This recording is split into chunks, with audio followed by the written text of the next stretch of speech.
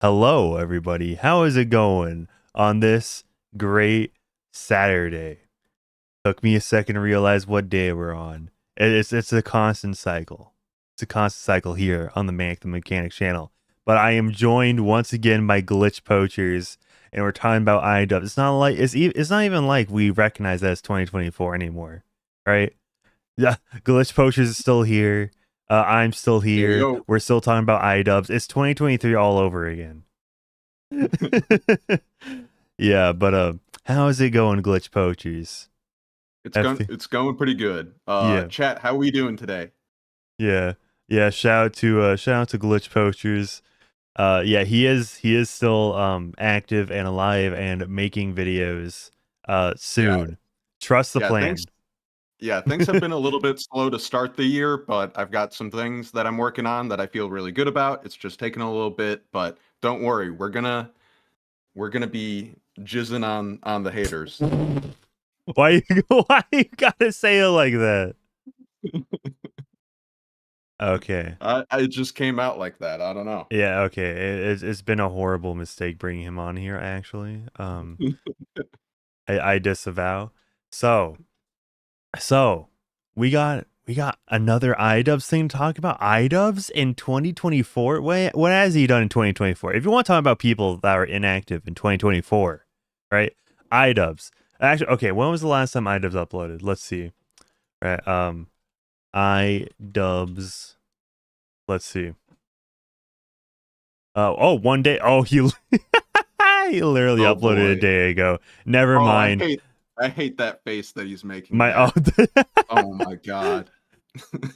Now that you mention it. What is that supposed to imply? Closer to that's closer. Like I know he's going for the like. This is a little weird, but it looks like he's having a stroke. All right, I'm gonna turn you up just a little bit. All right. Yeah, Mike, if you speak again, so we can make sure you have the most pristine audio. Glitch. What's that?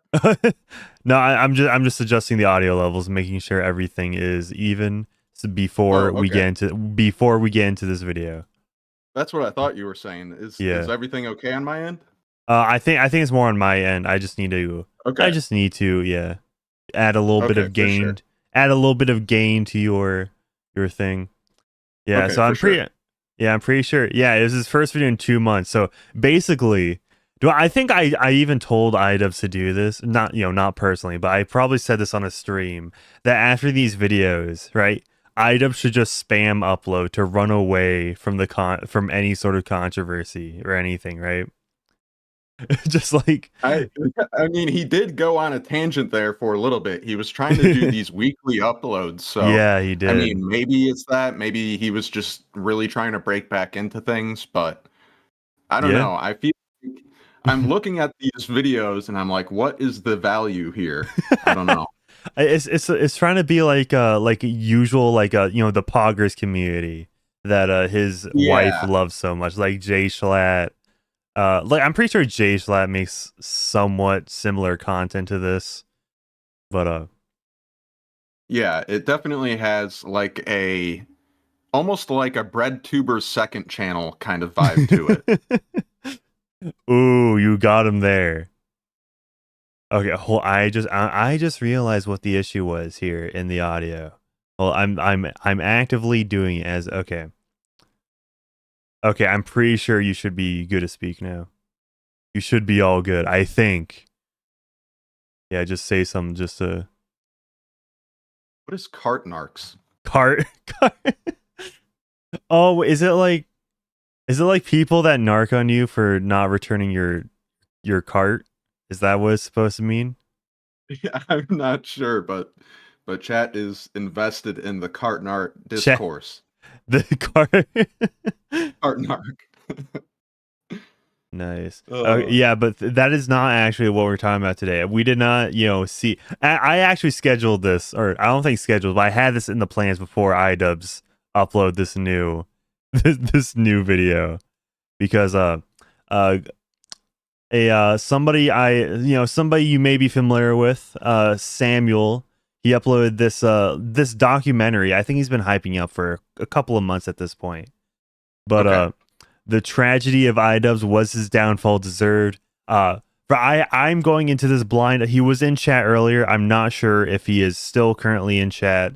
But he has given me permission to react to this. His channel will be tagged, and this video is linked in the description if you want to check it out for yourself. I'm going in blind. Glitch Poachers is going in blind as well. Yeah, I haven't seen it. Yeah. Yeah, so first time reaction, fellas. First time reaction. Yes. Real live first time reaction. 100%. Yeah, so just wanted to get that out of the way, that we did get permission, and that that you are free to watch this yourself. We're going in blind. All right, let's see. This is like 50 minutes long, so this may be a bit. This may be a little bit. Let me get the. I'm down. Yeah, I'm down. You're down. Yeah, we could. Okay, yeah. So Sam, I'm gonna add a wrench so you can all see him. He's in chat right now. He says, "Hope you enjoy it, lol," with the skull face emoji. So yeah, shout out to Samuel for making this video, of course, and allowing us to react to this. Big ups. What do you think of a controversial YouTuber? Okay. Who do you think of? Do you think of Filthy Frank, known for dressing up in a purple-pink suit, making memorable memes on the YouTube platform? Or do you think of PewDiePie, one of the biggest... Alright, yeah, put a 1 in chat if I should turn up the video audio. ...content creators to ever grace the platform? Or even Leafy is here, known for bullying children on the internet. But as the post-COVID era dawns, such content... Okay, that's a little, I mean, that's kind of, poisoning the well way to describe Leafy, but okay. I mean, it's not too far off. How did he word it again? Bullying children. I mean, that's not...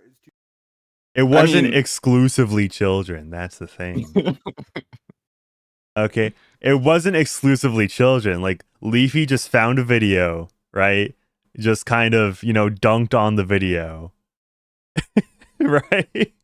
I mean, I actually was never huge into Leafy or anything. Like, the first time I heard about Leafy was through Idubbbz's Content Cop. So, I was never a Leafy guy.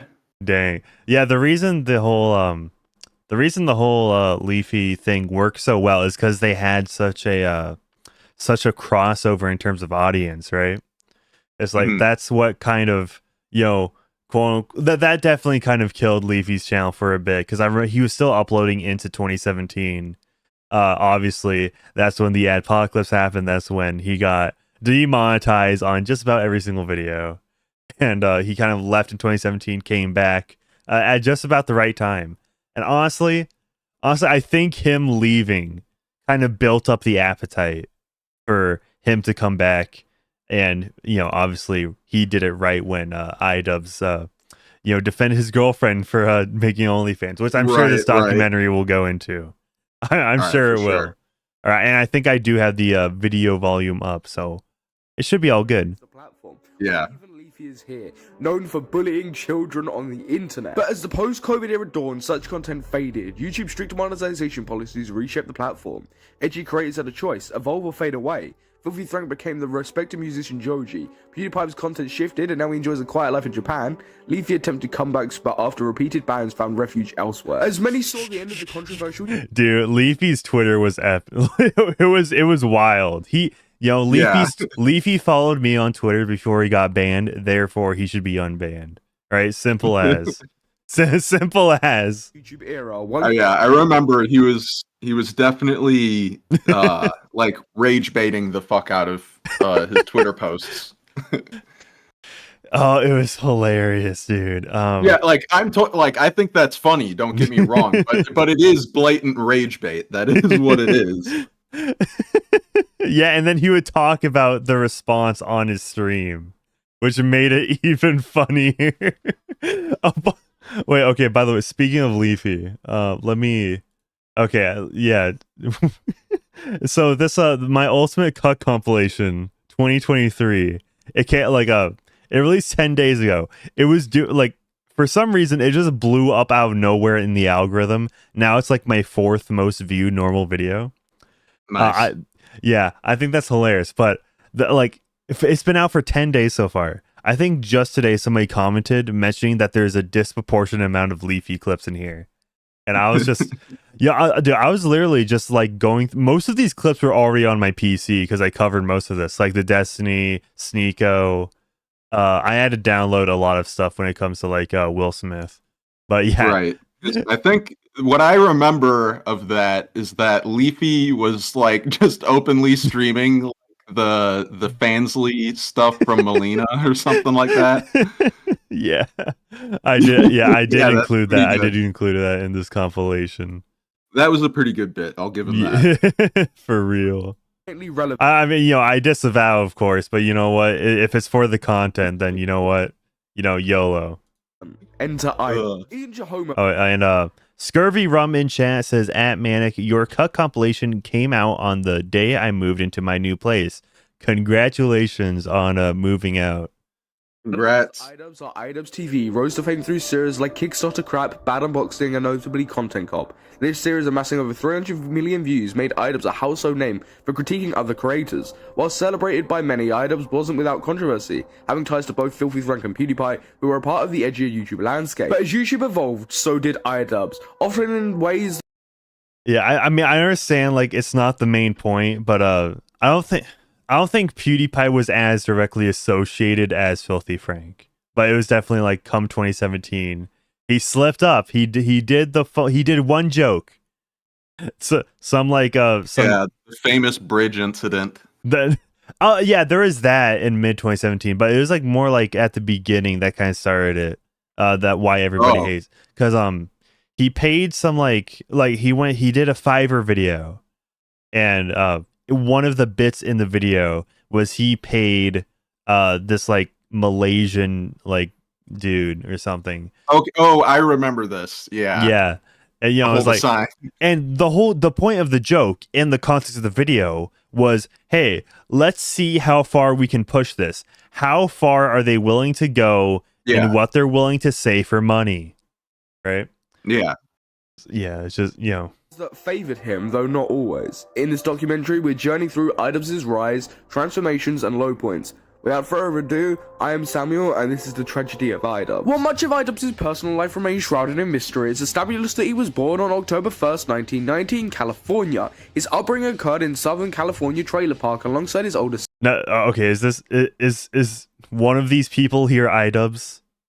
Is somebody in this video Idubbbz? Okay. Or is this just like supposed to represent the era? Yeah, I'm not sure. Under the care of a single mother until he reached around 10 years old. Oh, the single mother. Single mother, guys. Single mother. Throughout the first 10 years of his... Red flags in chat. His father remained incarcerated, and it wasn't until his adolescent years he would re-enter his...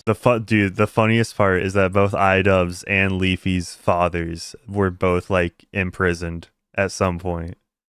Okay, I didn't know about that about Leafy too. Huh. Yeah. I don't know. It's the like they're the mirror images of each other, right? That's the funny thing. Marked the family's transition from living in a trailer park to a proper house. Ian reminisces about his relationship with his father, characterizing it as a positive, albeit filled with expectations and pressures. In a March 2023 interview with Anthony Padilla, you can see Idubbbz talking about his childhood. I was raised by a single mother. This interview was kind of like the prelude to his whole apology tour, disavowing himself in the previous era and his fans and all that. Yeah, and he had already taken like a beating from he was on such a hot streak of L's at that time. They were just coming out nonstop. And this was still like nowhere near like where the end of his L's were, really. Yeah, because like nothing I've looked and there really isn't too much. Like, it's just dwindled into nothing. You go and you think that there must be something that's a bit more worth making fun of in, like, his and Anissa's podcast. And I tried going through it, and it's just so boring. It's like there's nothing here. It's a void. That's funny. 'Cause I don't know. I have not bothered listening to any of their podcasts on like what is it called? Maximum Damage. Yeah. Yeah, because Anissa committed maximum damage to Idubbbz's career. Okay. God damn it. Ugh. Ish. I made a lot of friends. Oh yeah, and also the podcast name is like "My Wife Ruined My Career" or something, or "She Ruined My Career." Yeah. That is it's not supposed- a good podcast name. Okay, like even kind of setting apart the like whole like personal baggage, right? With those two aside, like that's just overly long. Yeah, even if it were correct in its attempt at irony, which it's not, because she did kind of like ruin his career, it seems like. It even if the context made sense on that part, you're right, it would be fucking terrible name all over. And the fact that it's like, well, she did, it makes it's like almost too perfect. Like they have to be like it's almost a parody of itself, like, and not in the way that they think it is. Yeah. Is that podcast on Spotify or on anything other than YouTube? Genuine question. I'm not sure. Because honestly, imagine if like I can just imagine like Anissa boycotts like Spotify because of like Joe Rogan's on there or something, you know? Something ridiculous like that. That like you may think that's like, oh, that's absurd. To go back 2 years ago, right? Mhm. Like literally Joe Rogan was like, my doctor told me to take ivermectin, so I did. And then he got canceled by like the mainstream media, calling him like saying he took horse deworm or whatever. This is way off topic. Let's continue. With like Okay. the weird kids. They were actually not weird. They were guys who were also raised by single mothers. They were a little bit more, I would say, that they just weren't assholes. Oh, they had some sense of empathy. His teenage years were spent at Carlsbad High School, and later he successfully graduated from California State University of San Marcos with a bachelor's degree in a business. Yo, wait, hold up. Wait, let's look at high school Idubbbz. Hold up. They had some sense of empathy. His teenage years were spent at Carlsbad High School, and later he successfully graduated from California State University. High school year, That's but a look. that's That's the a look. Oh Joe my god. Yeah. Of San Man, okay. He looks like Sid from Toy Story. He even has a black shirt and all. Yeah, that's Sid. Oh. Oh, that's yeah. Okay. I mean, he doesn't look bad in particular in this, but just the Sid from Toy Story comparison, yeah. That's Marcos. it's too on the nose. He looks dangerous. Wait, this guy has a business degree? How did he destroy his career so bad if he has a business degree? California State University of San That's rough. Oh, okay, hold on. I'm just gonna 1.25 through this whole a thing. bachelor's degree in a business management. Best dressed, most unlikely to succeed. SMH. The last name is censored out because I'm pretty sure like it's now Joma, but Yeah. it's like I'm pretty sure on depending on the source, it's either Ian Washburn or Ian Carter. That's his like like initial kind of I've only first heard last name. Washburn. I've Yeah. only heard people say Washburn, but I don't know. Yeah, so it might be like his dad it was like his dad's last name, his mom's last name, or something, right? Yeah, Mhm. but I don't know the dynamics of that. But I've been hearing both for Also- quite a long time. Also, fun fact, another last name that he's been called by is Jomahai. If you look at the right journalists that tried to cover Creator Clash, they misspelled his last name, not Joma, but Jomahai. Joma. So there's a couple of different answers floating out there. Nice. Around his college years, Ian began to assert his online presence in mid-2010 at the age of 19. He launched his first public YouTube channel, Idubbbz. Although many of his early uploads have since been privatized, glimpses into this period are accessible through the Wayback Machine, showcasing his aspirations of pursuing a career as a video game player. These initial Wait, hold up. Hold up. Why? Okay, he might have had more of the eye kind of motif in his early years, but man, that's very similar to the Jacksepticeye. If you know, it looks very familiar. Yeah. Yeah, that's. I only vaguely know Jacksepticeye, but like Yeah. I know that he's a big YouTuber, but I don't think I've ever actually watched his content. Yeah, I mean, it's for children, so fair enough. Okay. Yeah, that makes sense. Video game player. These initial forays into content creation spotlighted Overgrowth, Amnesia, and Minecraft playthroughs. Yet a turning point arrived on August 17, 2012, Bring up the Slenderman Gangnam Style.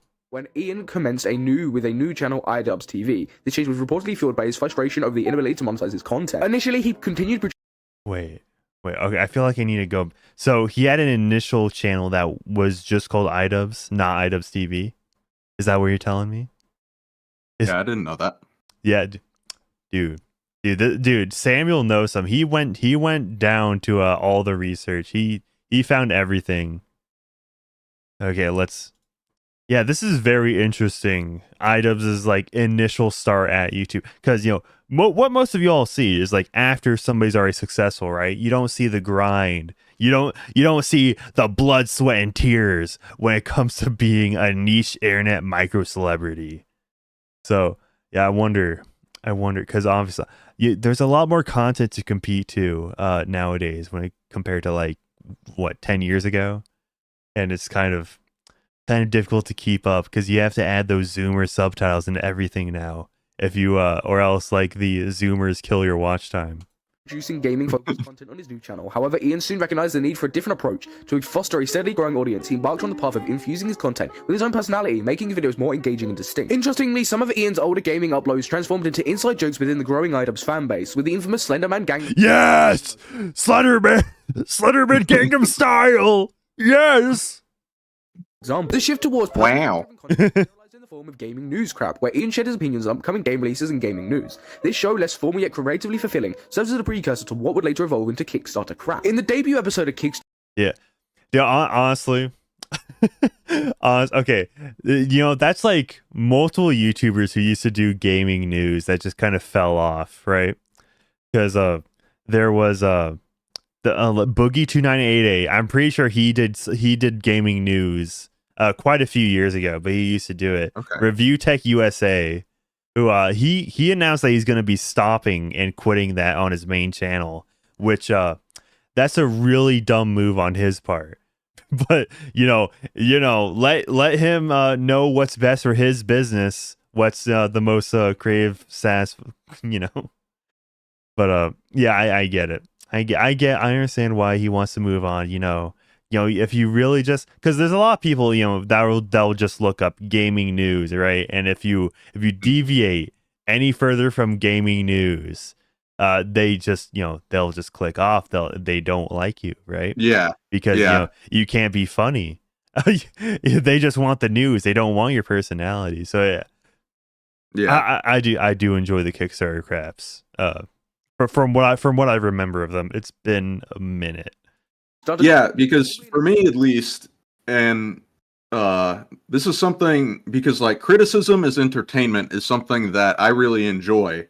And so when I first heard about Idubbbz, it was like he was interesting to me because he was a critic. So like the Kickstarter crap stuff I liked. Mm-hmm. Yeah, it's just like it was funny. I just found it funny, right? That was the main thing. He's funny, and he's no longer funny. Yeah, he isn't like willing to be critical, but then he is still like sneaky and critical. It's like, bro. Yeah, it's in a much more kind of self-serving way, I'd say. Yeah, it's very transparent at this point for at least a good amount of people. It's like I did nothing. I didn't say it directly. I did nothing wrong. He believes he did something wrong, but not in what he's doing now, right? Right. So yeah, let's continue on. Transitioning from a broader gaming commentary into a more concentrated critique of Kickstarter projects. This evolution marked a decisive moment in shaping the content for which Idubbbz would become renowned. A retrospective examination of the series reveals the elements of Idubbbz' signature style. In the inaugural episode, he's targeted a dubious Kickstarter project, Heart of the Unknown Virus. This inside horror game's questionable pledge rewards and a lack of essential details become the focus of Ian's satirical criticism. The video showcased his witty commentary on the developer's approach, the challenges outlined in the campaign, and the oddly specific backing goal. This initial episode laid the groundwork for Kickstarter crap to become a central feature on the Idubbbz' channel, ultimately spanning over 200 episodes. In around 2013 to 2014, Ian's parents nudged him towards conventional employment due to his recent business degree. Nevertheless, Ian garnered a substantial following during the heyday of Kickstarter crap, allowing him to sustain himself through YouTube earnings. Yeah, I'm still kind of shocked that he literally has a business degree. Like this. Yeah, that is pretty wild to think about. Because I didn't know that either. I wasn't sure. Like, how do you lose so much money on Creator Clash then? Like over $200,000 if you have a business degree. Yeah, something tells me, I mean, he admits that he gave up the communication.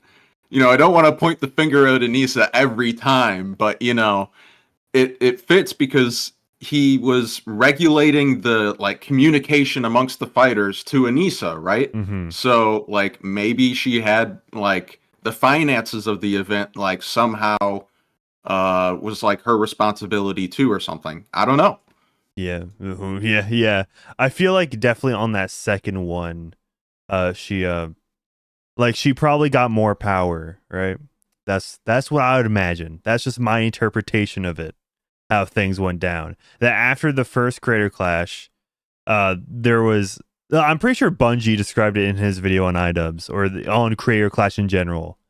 But essentially, as he put it, there were three people. One guy was just kind of in the background managing all the finances and business stuff, right?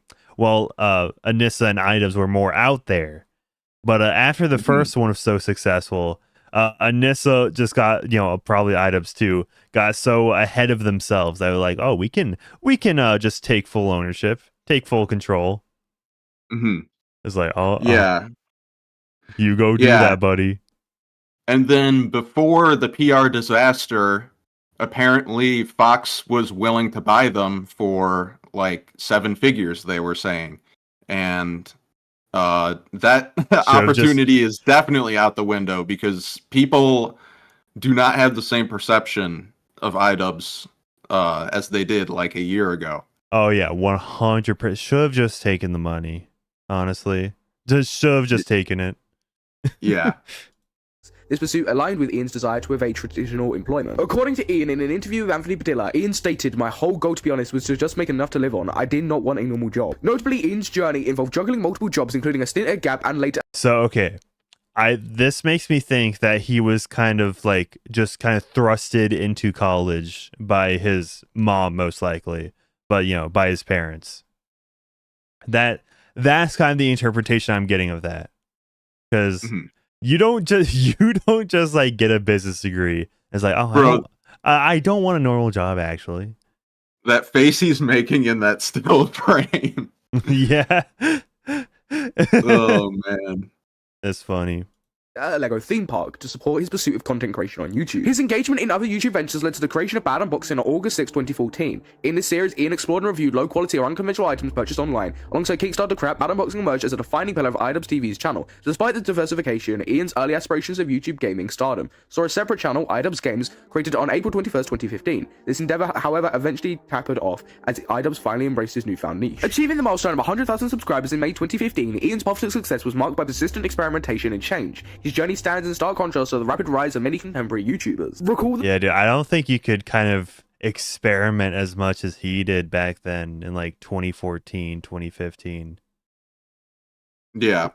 Like, censorship was definitely more lax. Yeah, but like not even with censorship, it's still just right.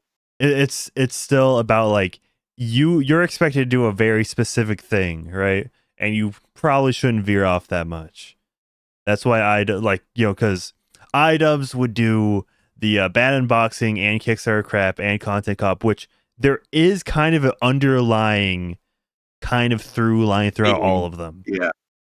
Mostly from Kickstarter crap to to Content Cop. Even you could say that about the whatchamacallit. What was it called? The fucking Legit Idubbbz food complaints. reviews. Yeah, Idubbbz complains Like, as well. Yeah, like they're like I was saying about earlier.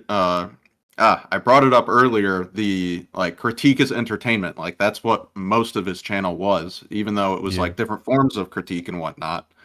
But yeah.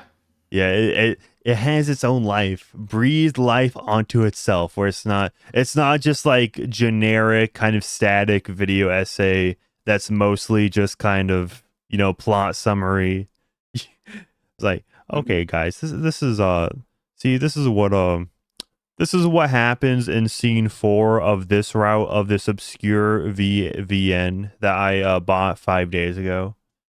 Samuel in chat says, Gatekeeper Lego My Ego Thought Slayer Warrior 64 says, what's your reaction to the YouTubers leaving and quitting from their content channels and YouTube? Samuel respond, I'm assuming in response to that, pretty sad to see people leave, but the platform is changing and isn't what it once was. Here's the thing, right? It's literally just like, it's just retirement, right? MatPat, he's like in his like 30s or whatever, right? He's retiring very early, but he made the money so he can easily just kind of step back, right?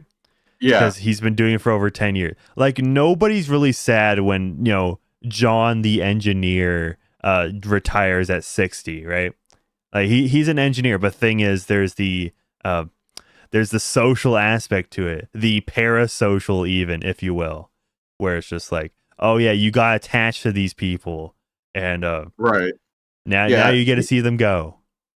Yeah, people don't realize that the turnover rate for like any kind of like fame, celebrity, influencer kind of a thing, even in something more established like Hollywood, like it's pretty rare that you get a star that has any kind of relevance for more than like 5 years or so. The ones who are like the megastars, like Brad Pitt and whatnot, household names, those are few and far between if you take into account like everybody who wants to be in Hollywood, right? Yeah, just like, yeah, because, you know, when we think of actors, we think of the big ones: Robert Downey Jr., Robert Pattinson, Tom Holland. That new guy that's Wonka now. Like he's probably here to stay for quite a bit. Your timeline is gonna get polluted with that one actor from Willy Wonka for the next like 6 years. I guarantee you. But we think of like the big guys, but like let's just take a very normie example, right? Avengers Infinity War, right? Yeah. You know, there's how many extras are in there? How many, you know, just regular background humans are in you could take a single shot of it. I was like, wow, that's probably like at least 90. It's probably in the hundreds in some shots. It's like, Right. obviously all of them want to get big unless they're literally just plucked off the street. It's like, hey, be an extra in this, be an extra in our new Avengers movie. Right. Yeah, so it's just obviously they want to spend their time more elsewhere, and I think MatPat's kind of doing it the right way, where he's going to be in the background and other people are going to be the host. Because if you remember back in the day, MatPat kind of alluded to this in his video, but he used to have multiple shows featuring multiple other people, like Trailer Drake. I think he's now known as like Comics Drake. He used to have a show on Game Theory. Ronnie, I think. I don't know. There's a man who's now dead, who has a show on there, or had a show, digressing and side questing, and yeah, so they're like, it's been established, like, oh yeah, right, it's not just MatPat as Game Theory, but the thing is, you know, people just kind of associate him with Game Theory now, but yeah, I guess not for long. He's definitely been kind of winding himself down, but then prepping other people to step up for him, right? Yeah, I mean, I think it's important. I think it's usually not the case where somebody is ready to like completely, because if you work in entertainment or as a content creator, I think it's healthy to give yourself some space from it. So like the people that really grind it, it's like I understand why they're like choosing not to do it for longer sometimes. Mhm. Sometimes it does suck to see those people leave because it's like they were making good content, they were making, quality stuff, but they've got other things that they want to do, or they want to wind down for a bit, or sometimes they just like need a bit of space from it. So like that I totally respect. Yeah, like for example, even with Idubbbz, obviously not a good or successful example, but he started the whole maximum damage thing, which has his podcast on there, but also has the Dax Flame thing, which Yeah. I'm pretty sure that stemmed from Dax Flame not doing all too well on Idubbbz's own channel. But because Idubbbz, that's like he is Idubbbz, right? Ian is Idubbbz. So you have to like build this other thing where it's like, oh yeah, it's like BuzzFeed, but made by Idubbbz. Yeah, I haven't really thought about it like that, but Ian is a great case of somebody who spread himself way too thin. Like, yeah, he stopped making content for a bit, but he was still like doing the maximum damage stuff and doing Creator Clash and trying to become a boxer and trying to organize a boxing event. And like I feel like he could have definitely done well with a break at some point, but it seemed like he was trying to do way too much at the same time, and I feel like that's at least part of what fucked him up. Another aspect to that is that he was doing all sorts of different directions, right?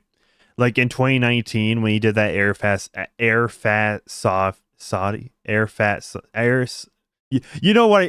fatty. Yeah, fuck. Yeah. When he was doing that documentary, people thought, oh, this is going to be the direction he takes himself in. It's going to be taken more seriously. What happens once 2020 comes around? Another Idubbbz complains. Yeah. Like even regardless of the whole defending his girlfriend starting an OnlyFans bit, it's also just like, wow, you like this type of content is kind of very different. It's especially in terms of quality, right? You have this whole documentary, which very cool, and then you just have like complaining about people on Twitter, right? It's like it's not the same. Yeah. It's yeah. All right, let's get. We're only 5 minutes in, by the way. Yeah, I was just thinking that like we probably should like just let it play for a little, because at this pace it will take quite some time to get through the whole video. Yeah. Mention of collaborations earlier, allow me to delve briefly into the friends that progressed Idubbbz' story, shedding. See, oh yeah, like anything for views, I think he shifted quite well into like the cold ones. Like especially when as we're leaving that subject, I have to bring it back in. Max Mofo and anything for views. They started the Cold Ones podcast, which people seem to enjoy. So they shifted their content quite well, I'd say. Light on why this chapter bears such significance. Starting with George Miller, now recognized professionally as Joji, an internet sensation before attaining chart-topping musical acclaim, and Max Mofo, or Max Stanley, an Australian content creator celebrated for challenge videos and co-hosting the Cold Ones podcast. The other co-host of Cold Ones podcast being Anything for Views, aka Chad Roberts, a fellow Australian recognized for his role in hosting the baited podcast with Keemstar and Colossus Crazy, and then later Cold Ones. And then lastly, how to... Dude, this is a lore dump if I've ever heard of it. Just like... It's like, well, I think it's good to establish a bit of history, though. Yeah. Good to establish, but that is a lot of lore right there. Basic, an Australian creator renowned for satirical tutorial videos, distinguished by their absurdity and chaotic egg-throwing antics. Ian here, of course, shines in Filthy Frank's notorious Cake Trilogy. For the unfamiliar, the Cake Trilogy encompasses a series of now-deleted videos released on the Filthy Frank channel between July 2015 and... Now deleted? They're gone? I'm assuming it's Idubbbz personally struck them down. No, like YouTube, right? Because I'm pretty sure, like, even after Joji left the Filthy Frank channel, like one by one, very slowly, a bunch of his videos just get taken down. I think. Okay. Huh. Yeah. So it's very possible it wasn't Joji himself. It might have been YouTube. Right. August Huh. 2016. Each installment showcased Wait. Yeah, I'm not sure. videos released on the Filthy Frank channel between July 2015 and August 2016. Okay. So those were when it was released between 2015 and 2016. So that was kind of like, so when it ended, that was kind of like less than a year before Filthy Frank would go dormant, right? So I yeah, think so. I would suspect that's YouTube. I'm not sure though. I don't remember exactly all the. Okay, Samuel in chat says I believe it was YouTube. Okay, yeah, I was because it did say now deleted, which it kind of implies that the creator himself did take down the video, right?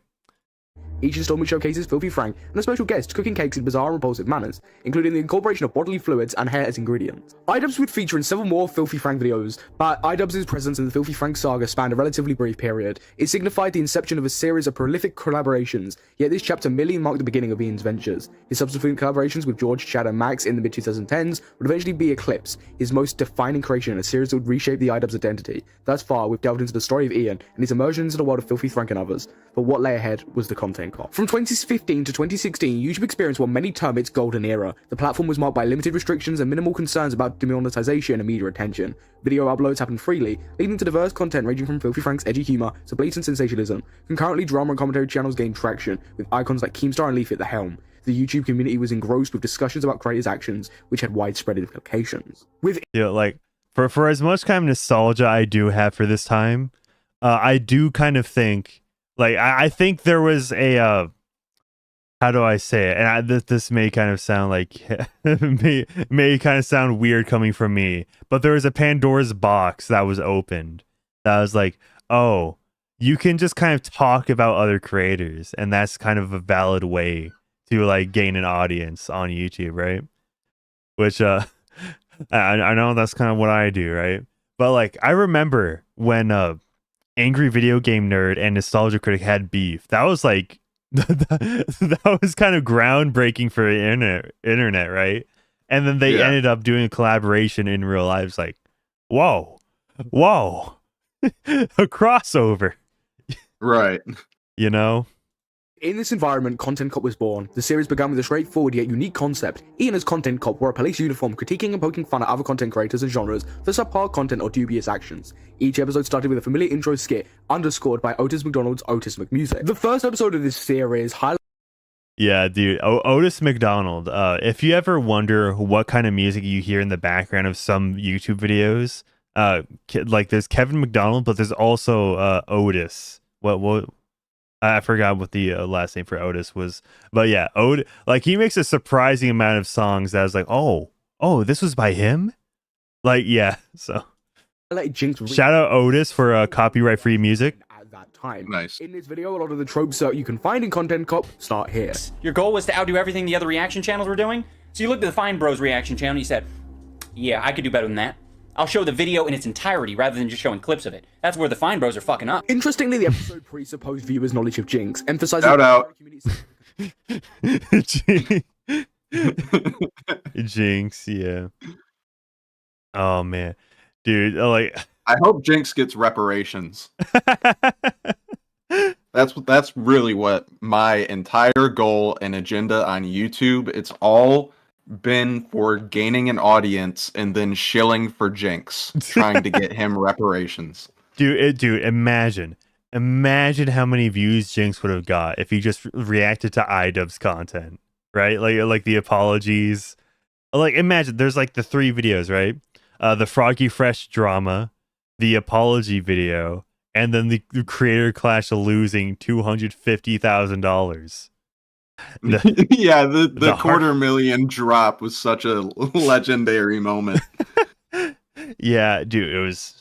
Oh man, dude, imagine Jinx could have done 3 reaction videos from that alone, right? Yeah, that'd been great. Okay, Otis McDonald and Kevin McLeod. I might have called Kevin. I might have said Kevin McDonald or something earlier. Yeah. Poor Jinx, right? And Ellie Page in chat says, how is Jinx any worse than the average Twitch streamer? That is a very good point, because Jinx was kind of the proto kind of reaction streamer. Like, and like now, you know, XQC, Hassan, you know, they arguably put in even less, you know, Pokimane too. They put in arguably less effort in when reacting, because at least Jinx is like staring at the video, right? At least Jinx is doing that. We have somebody in chat, the game capsule, and you morons want Anissa, and that's why you watch Idubbbz. I will make it clear, sir, I am heterosexual, so.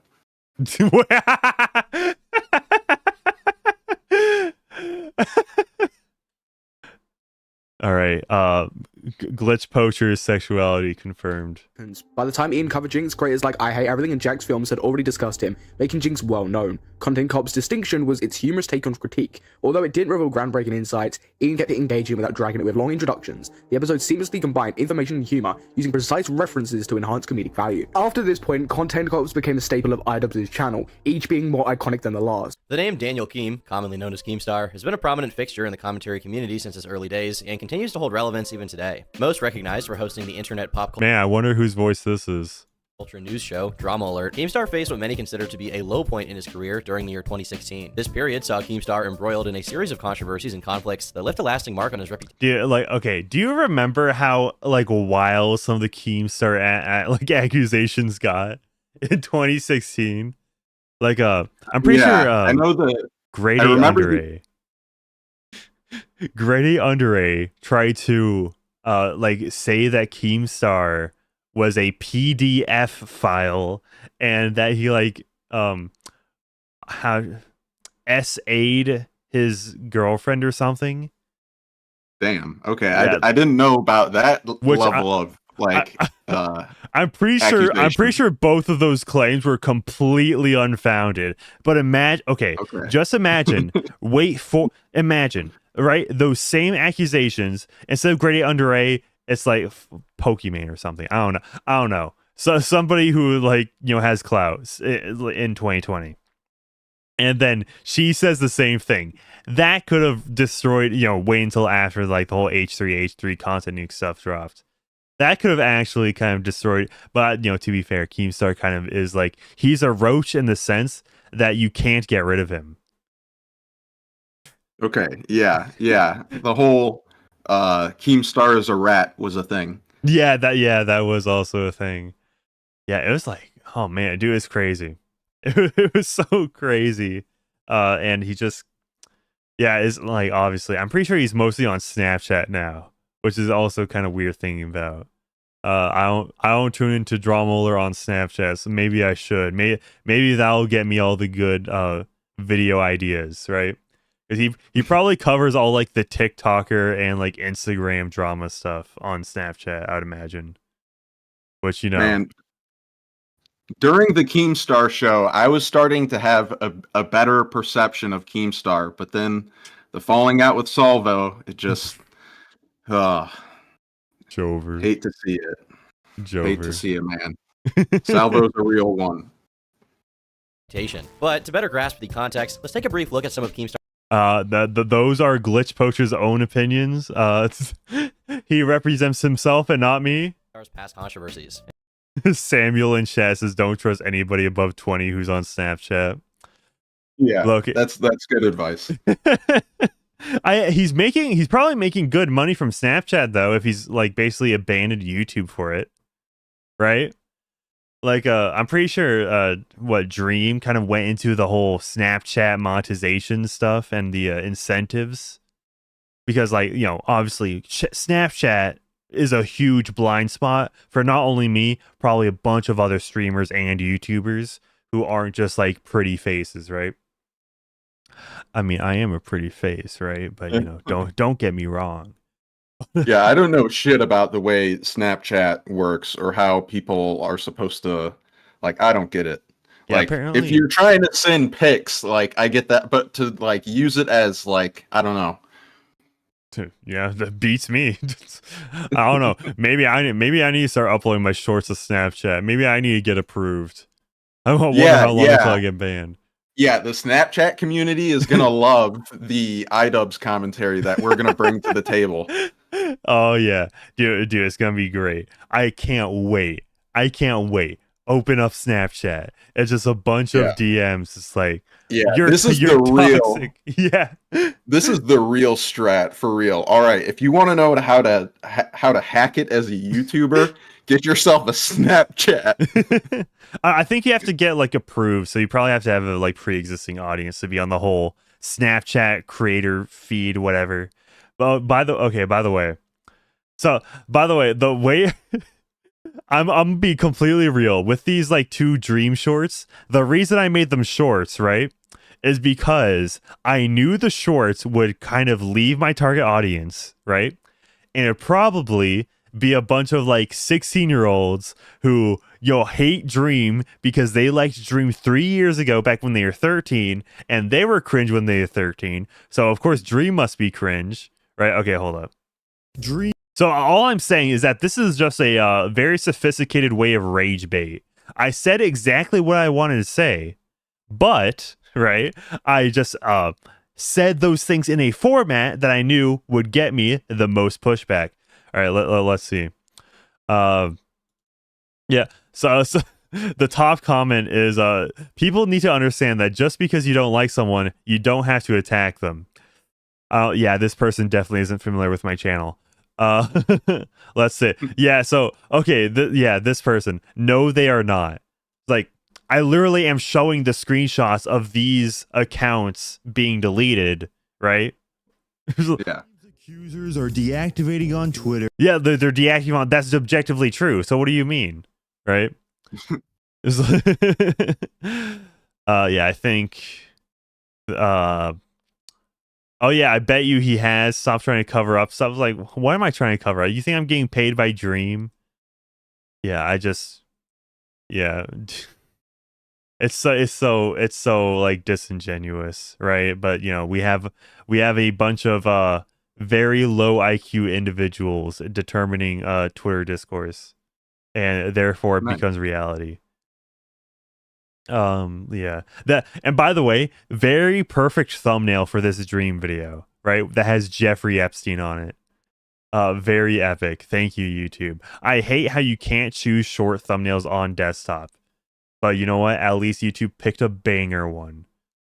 Yeah, let's get back on track real quick. Yeah. All right, yeah, Keemstar.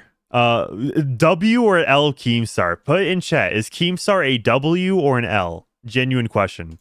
In 2010, during a disagreement with a moderator named Alex on battlecam.com, Keemstar encouraged... Something about this is very funny. Very, very entertaining. Just describing what happened. Because, we all know you can't, have the clip unless it's censored. Viewers to type a racially offensive slur in the stream's chat. While he later apologized, this incident resurfaced in subsequent controversies, contributing to a larger narrative surrounding Keemstar. Fast forwarding to 2016, in January, Keemstar posted a tweet directed at Total Biscuit, a YouTuber diagnosed with terminal cancer, expressing anticipation for when he would report on his death. Though Keemstar later apologized, this tweet aged poorly after Total Biscuit's unfortunate passing in May 2018. Another 2016 incident involved Keem falsely accusing a RuneScape Twitch streamer named Tony Winchester. Yeah, I remember that. Okay, wait, so it was false? It was a false accusation?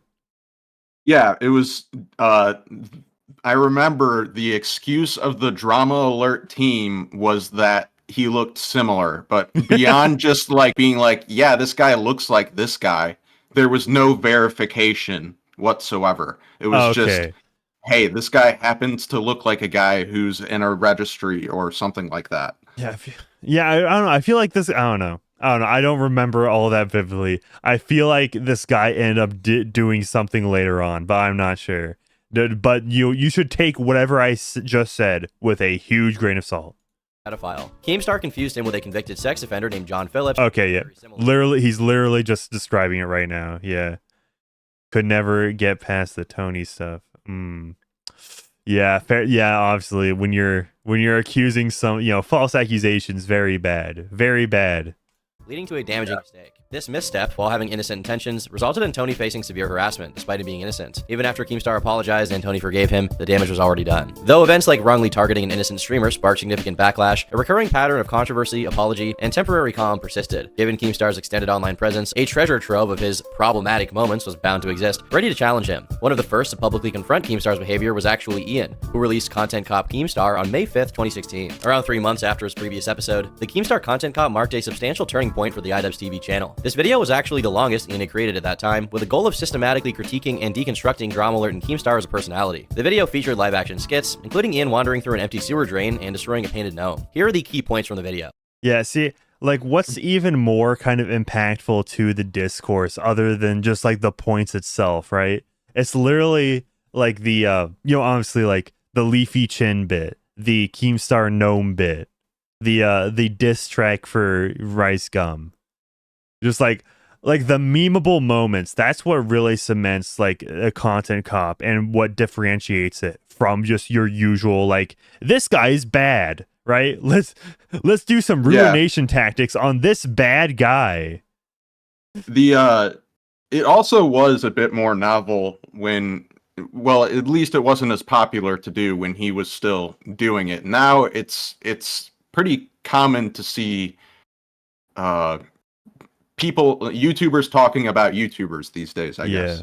Which makes sense. Like, I talk about other YouTubers. I think that's like it makes sense, but it definitely wasn't as common back then. Yeah, that like 2015, 2016 was kind of the beginning of that.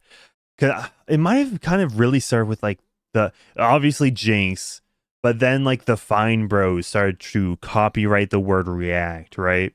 And that became a huge outcry. Classic. Yeah, because it was truly like, these guys aren't just like, YouTubers, right? They're trying to establish a brand and trying to like profit off of you. Well, I know. Okay, here's the thing with that, because I am 100% for building your own brand, but like there are lines. Like that is not how, in my like that is not a part of the brand building process. Is making sure you copyright a word that is used, just in everyday conversation. That's not part of building a brand. Oh yeah, the thing is, they were just trying to kind of get rid of competition, right? That's exactly what they're trying to do. It's fucking dumbasses. Jesus. Yeah. 1. Ian's critique of Keemstar's language. The video began by highlighting Keemstar's excessive use of derogatory and offensive language, particularly the N-word and other offensive terms. While Ian stated that he wouldn't use these instances as arguments, he employed them for comedic effect. The underlying message here was that Keemstar's language and its context were problematic and inappropriate, intended to generate comedic value rather than as a primary focus. 2. Keemstar's sensitivity. Ian criticized Keemstar for his sensitive and defensive behavior, particularly evident on Twitter. He mocked Keem's exaggerated reactions to mild criticism, including instances involving YouTubers like Pyrocynical. Ian highlighted Keemstar's aggressive responses to seemingly trivial comments. 3. Keemstar's impulsive decisions. Keemstar was portrayed as a rash decision maker who spoke without considering consequences. Ian provided examples of Keemstar making regrettable statements, such as falsely accusing Tony Winchester of being a pedophile.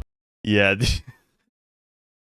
Yeah, I mean, like, oh man, like Keemstar said slurs back in like 2008. Like, I understand why Idubbbz was like, oh yeah, I just think it's funny, right? Because I don't think anybody was genuinely trying to ruin Keemstar just for that alone, right? Because it wasn't, people just didn't like Keemstar already. So that was just a very funny clip to kind of put in there. It was very funny the way he said it. He was being very irrational and being very loud, right?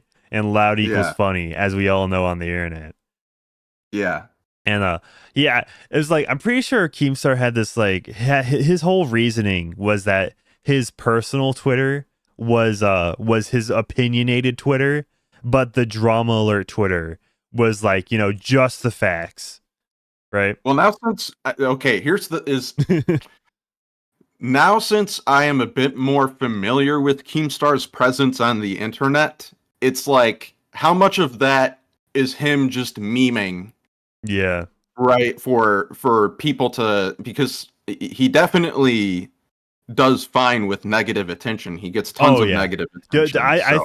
I think Keemstar, like he was A-okay, like kind of pivoting to be the heel of the internet. I think he was completely fine with that. Like it's like, oh, you guys don't like me? All right, let me, you know. By the way, this isn't me trying to say that Keemstar is based or anything like that. I'm just saying that compared to most people on the internet, he understands like negativity better than a good amount of people. Yeah, I don't know. I think I kind of find it admirable, like if you're willing to kind of become the villain, right, to so many people. It's just like have I wouldn't that kind say of stigma. admirable. Admirable is not a word that I would use there. I don't know what word I would use, but I wouldn't say admirable. Fair, yeah, fair enough. I find it interesting. Interesting. I think that's a better way to put it. That's that's fair. That's fair. 4. Keemstar's hypocrisy and manipulation. Ian accused Keem of hypocrisy and manipulation, showcasing instances where Keemstar criticized behaviors he himself exhibited. Keemstar's manipulation of situations to his advantage, like inviting YouTubers to his show to gain exposure, was also highlighted. 5. The drama alert effect. Ian humorously ridiculed Keem's tendency to overhype videos on Twitter with exaggerated language, generating anticipation for his content releases. Keem's use of Tumblr posts as content. Oh man, Keemstar hypes up his videos on Twitter. Oh no. Okay. Also, this is a really good freeze frame right here. This is good. Poked fun at Keemstar using a 20-minute narration of a Tumblr post as content, highlighting this as an example of uninteresting and unnecessary content choices. 7. Keem's private conversations and persona. In a surprising move, Ian revealed private conversations between himself and Keemstar. These leaked DMs were utilized to expose Keem's contradictions, suggesting a gap between his private and public personas. Ian also addressed and mocked Keemstar's attempts to portray their relationship as friendly, while simultaneously exhibiting. I'm pretty sure we didn't have that rule back then, but I definitely think leaking DMs is kind of an L. I think there are instances where it makes sense, but for me it's a case to case kind of a thing, I guess. Yeah, I get it. I get it. Okay. Put a 1 in chat if we should time out the spammers. Put a 2 in chat if no. What's going on in chat?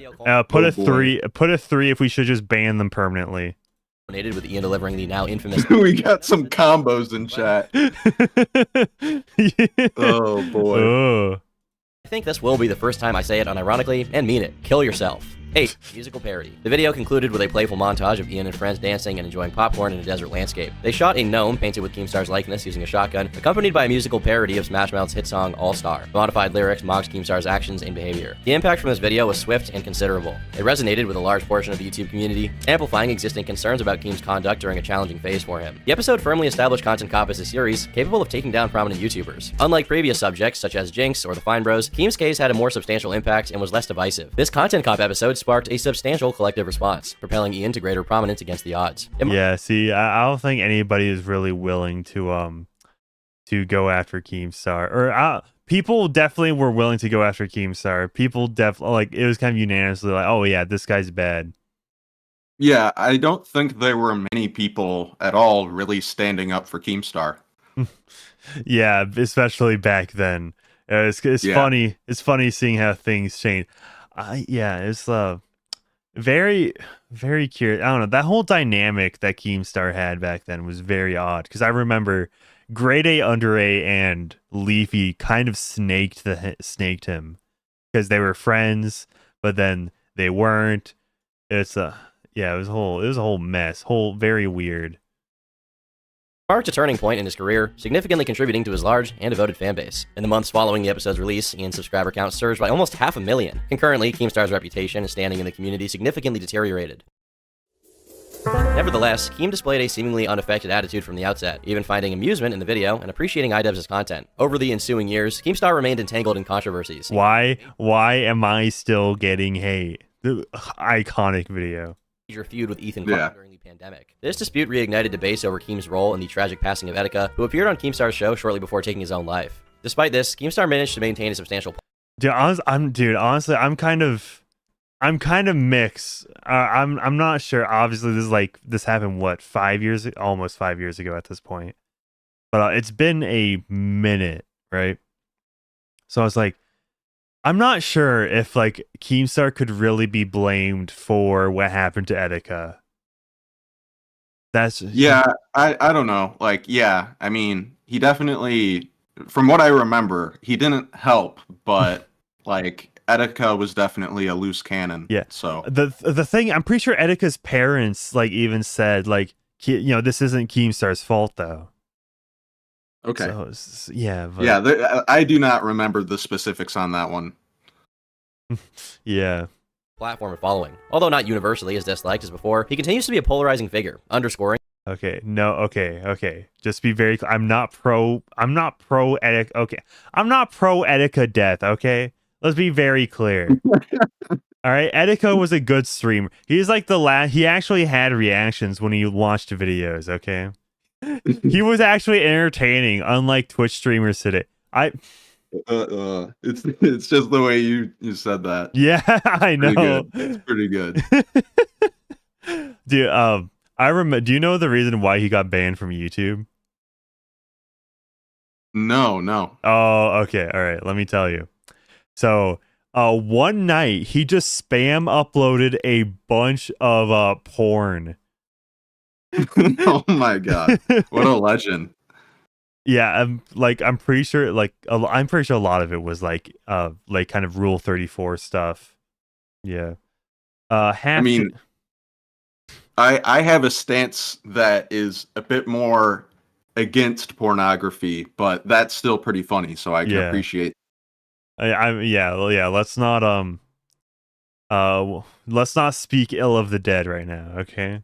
The enduring impact of Ian's Content Cop episode. The episode even gave birth to the ongoing joke of likening Keemstar to a gnome, becoming a popular meme within various online communities. In retrospect, the Keemstar episode marks Content Cop's transformation into something truly special. Not just another YouTuber web series, but rather a complete and total internet phenomenon. Recognizing this shift, Ian took time to reshape the series and further alter the overall focus and essence of Content Cop.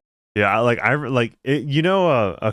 To explain to the Zoomer, or I don't know, Zoomers probably, to the Gen Alphas, is there any? Probably not right now.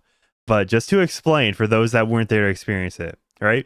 You might have heard about this guy on Twitter that photoshops people to be black or Chinese, right?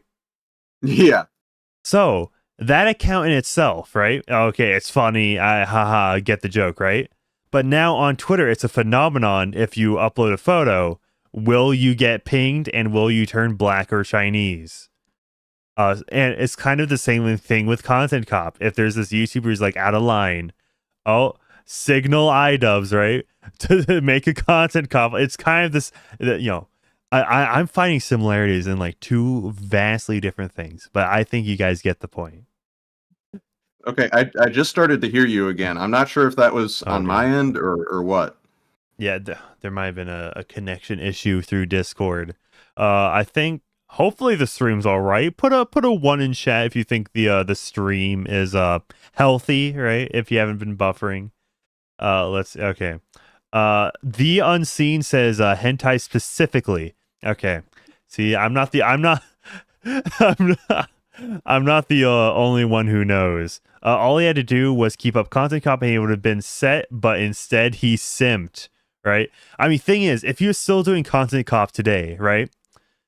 Okay, this is what would happen if he was doing Content Cop like now.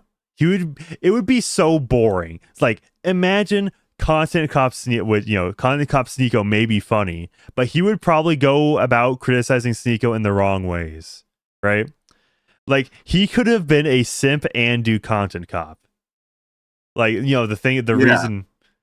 I mean, well, here's my take on it, is that everybody sees even his older videos in a bit of a different light now, because like, he doesn't come off anymore as somebody who like makes fun of people for the sake of having fun.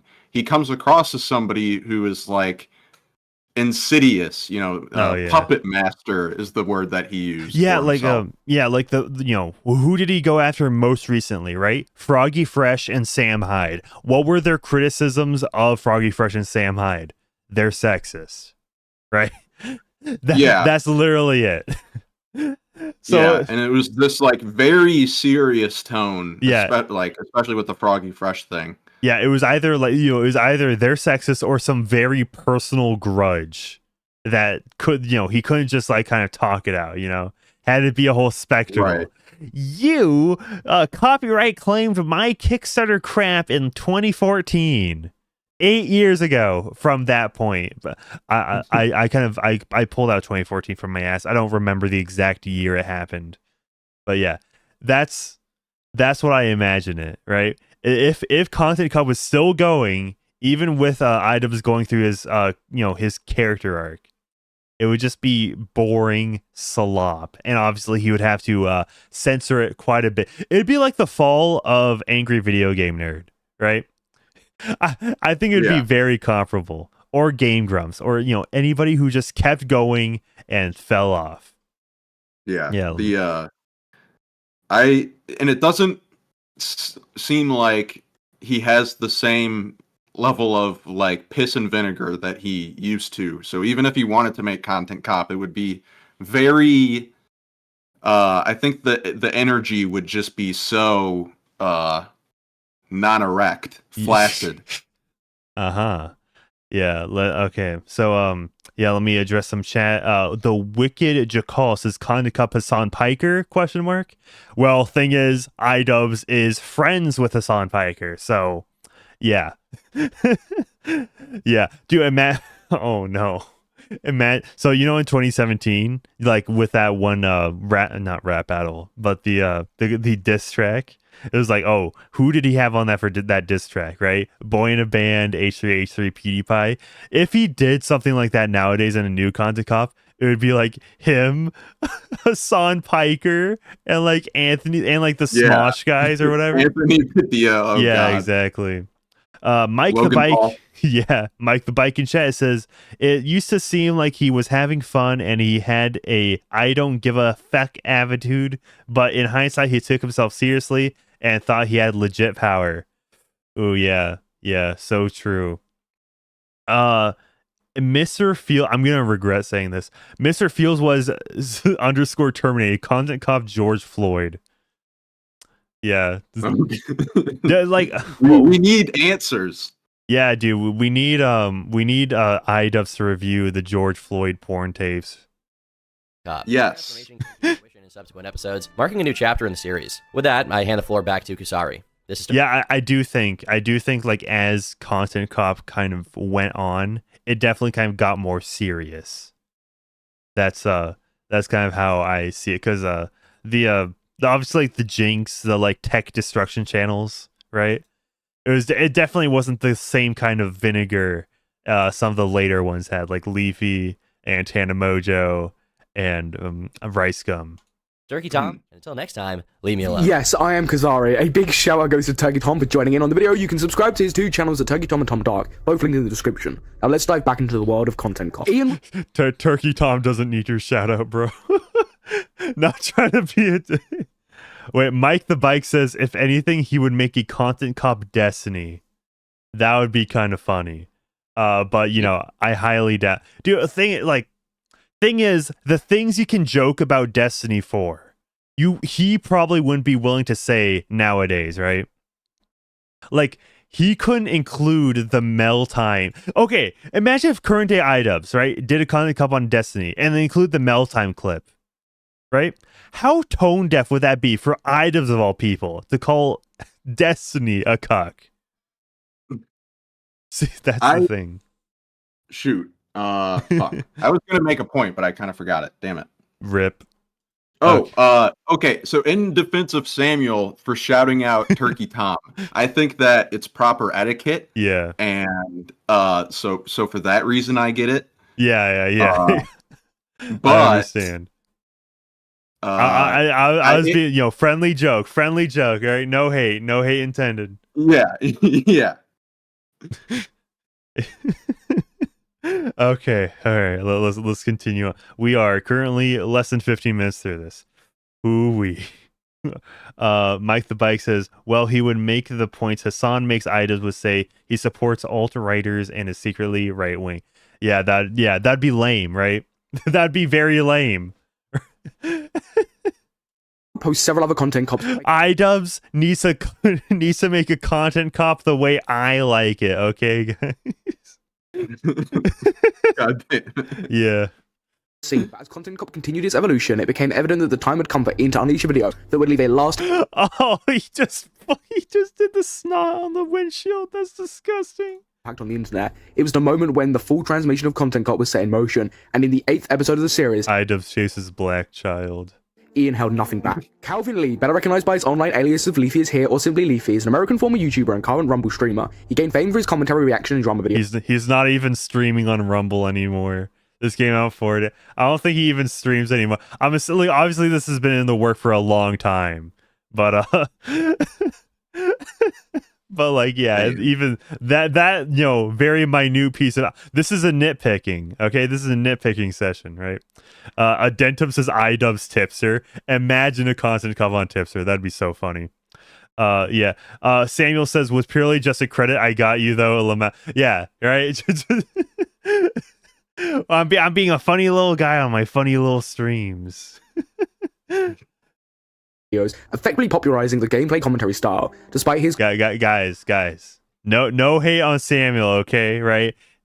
Let's be honest, right? With how big Turkey Tom is, right? Would you is like, oh yeah, Turkey Tom is very knowledgeable on Idubbbz. Of course he would be a shoo-in for this video. And he's big, so you get that name recognition.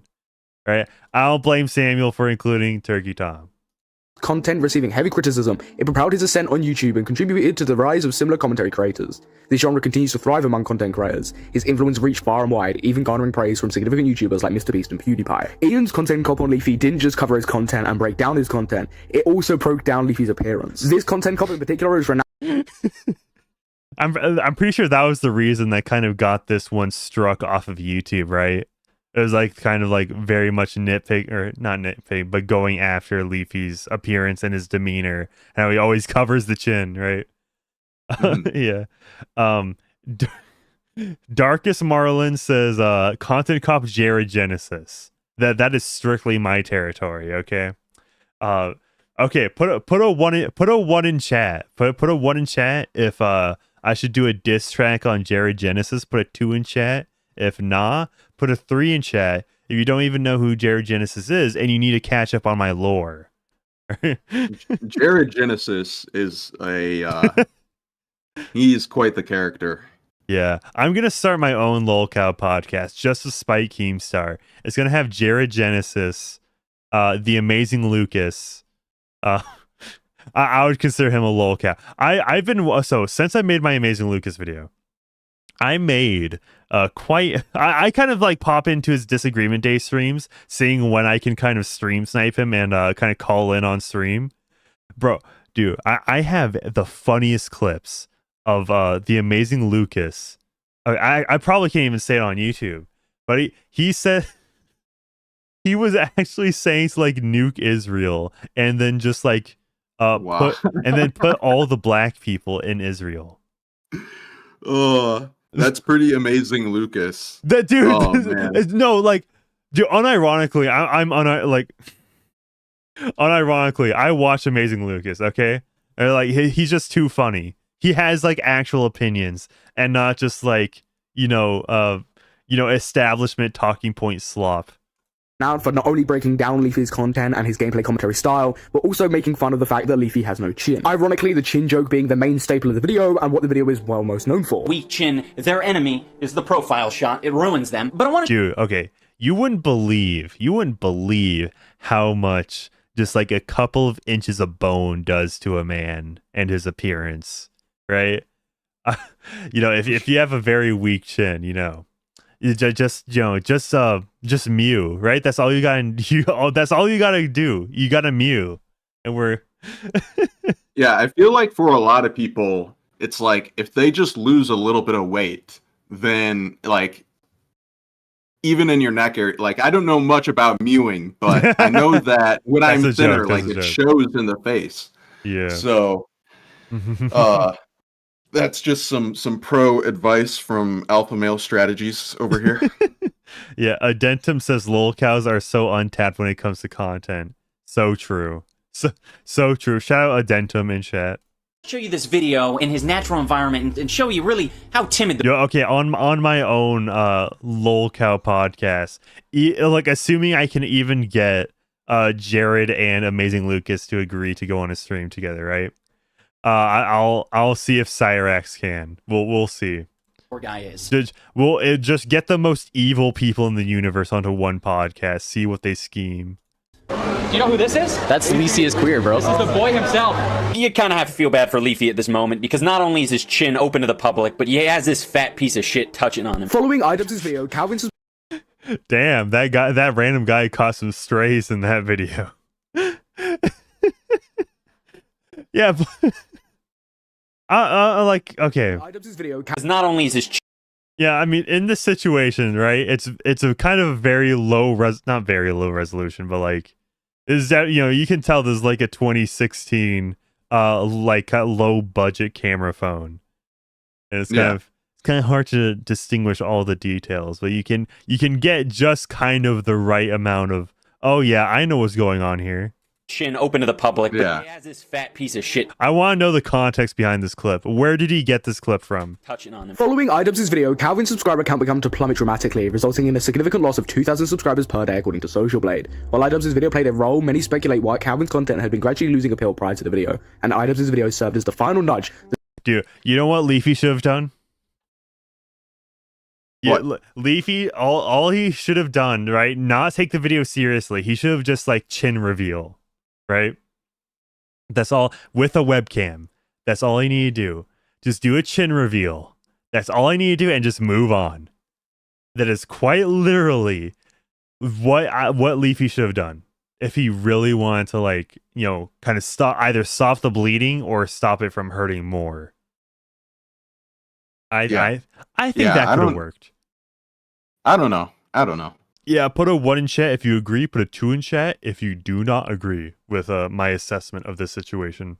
That some of his audience needed to move on. Leafy would post a response to Idubbbz' content cop, which would do little to save his reputation. Idubbbz would then post a content deputy video, which would tear down this response. Just after 2 years later, starting in December 2017, Leafy's YouTube channel entered a hiatus that lasted more than 2 years. Whether Idubbbz' drama truly led to Leafy's channel's decline remains uncertain. Yeah, like another thing to say about the hiatus, right, is that it was completely unannounced. He just kind of ghosted the internet. Yeah. So I mean, at least this time with his whole, you know, Rumble hiatus, he kind of announced it, right? So at least we know he's not streaming anymore. Yet this chapter of Leafy's journey through the Idubbbz saga isn't the end. However, for now, let's shift our focus to a new chapter. Internet Anarchist will take it up from here. Following the Leafy incident, the 9th episode of Content Cop aired on October the 11th, 2016. Its primary focus was on channels that centered around the destruction of expensive electronics, such as computers, laptops, and most notably, iPhones. The crux of the video was that these tech destruction channels lured viewers with shock value of obliterating valuable electronics. I mean, this was fine. Like, this is a kind of a good, like, non-serious Content Cop, right? Because also, like, I don't know. I feel like in this current YouTube landscape, a bunch of kind of commentary it's all just like not necessarily personal attacks, but kind of, you know, life ruination tactics, right? And it's not just like, hey, let's just point and laugh at something, right? Well, what strikes me about seeing this, it's like, wow, did we have a real treat with the tech destruction channels? I mean, like, we are missing out on. I mean, is Tech Rack still going? That's a good question. It might say in this documentary. Let's see. Let's see. I'm gonna look it up. Also, this was before iPhones were over $1,000 new, right? Let's be very public. That's pretty swag. 3 months ago. Let's see. Yeah. Latest Also, upload 3 months ago. All right, he's still smashing phones. That's cool. Nice. yeah. Good ASMR. Yeah. Also, apparently, if you guys saw my most recent video about Chugga Conroy, apparently all the DMs got leaked like 6 hours ago. That's cool to know. I don't know. Maybe it'll have something of worth or of value, but I think it's gonna be more Chugga Conroy cringe, simping for feet of a penis inverter, Despite their appeal, these channels often lacked originality and character. A significant part of the episode was devoted to Ian devising unique approaches for the live action skit segment of the Content Cop series. The episode's finale nearly saw him arrested for dropping objects off a public building. Upon its release, see, it was funny because of all the live action skits. the episode was well received. That's what makes it so. That's what makes it so like unique, right? Samuel says it's all serious, nothing funny or harmless. LMAO majority of commentary is now just is around actual allegation. People in general just take the internet way too seriously. Yeah, that's my point, right? Nothing against like obviously like let's just say exposing predators if you do it the right way. Wink, wink, Mama Max. Or obviously debunking false allegations and all that stuff, right? I don't know much about the Mama Max drama, but every time I hear that Mama Max has said something, it's usually like the cringiest fucking shit. Yeah, I'm gonna be. That's all I really know about the situation. I'm gonna be real. I have not been keeping up with it at all, and I feel like it's already too late for me to one, catch up, and then to do a video or stream on it.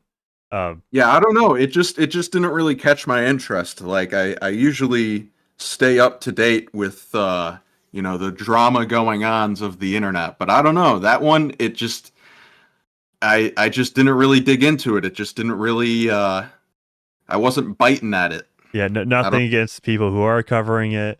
Just it doesn't fancy my interest. Yeah. What was the instigating incident? Why does everybody hate him? Genuine question.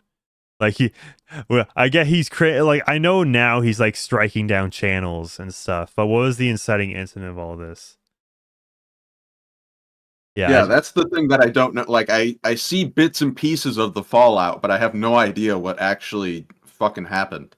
Yeah, and like people took the Verbalace stuff very seriously too. Right? Because apparently Verbalace paid $50,000 for an NSFW animation featuring some has-been hotel character and himself. And what I didn't get, right? I thought it was just a video that he made that was supposed to go public on his YouTube channel, right? I didn't see the whole video, right? But apparently he just like did that for himself. He just like cashed a check, $50K for an animation just for himself.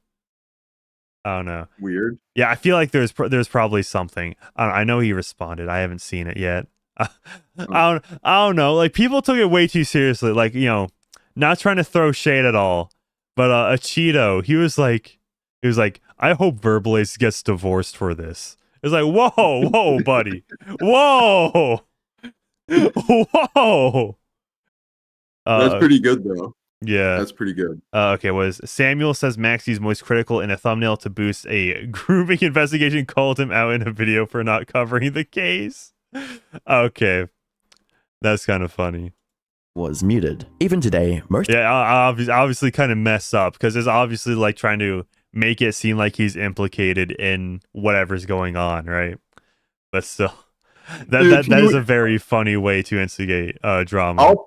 I'll tell you one thing, chat. All right, listen closely here, because a little birdie may or may not have told me about all of the messed up things that Moist Critical does in his basement. And trust me, boy, is it pretty disturbing stuff. A little birdie may or may not have told me of all of the ways that he has harmed children. So be on the lookout. Charlie may or may not be the person that you think he is. So be paranoid. I genuinely do not know if you're being serious or not. It'd be hilarious, dude. It'd be hilarious if true. Take destruction channels that we show. All right, you know that one meme where it's like when the E celebrity you didn't like finally has a valid reason to dislike them. And it's just like Tariq Nasheed.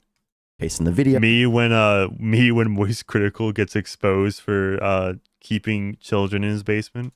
Place your bets, ladies and gentlemen. Is Moist Critical a predator or not? Type 1 in chat for predator and 2 in chat for not predator.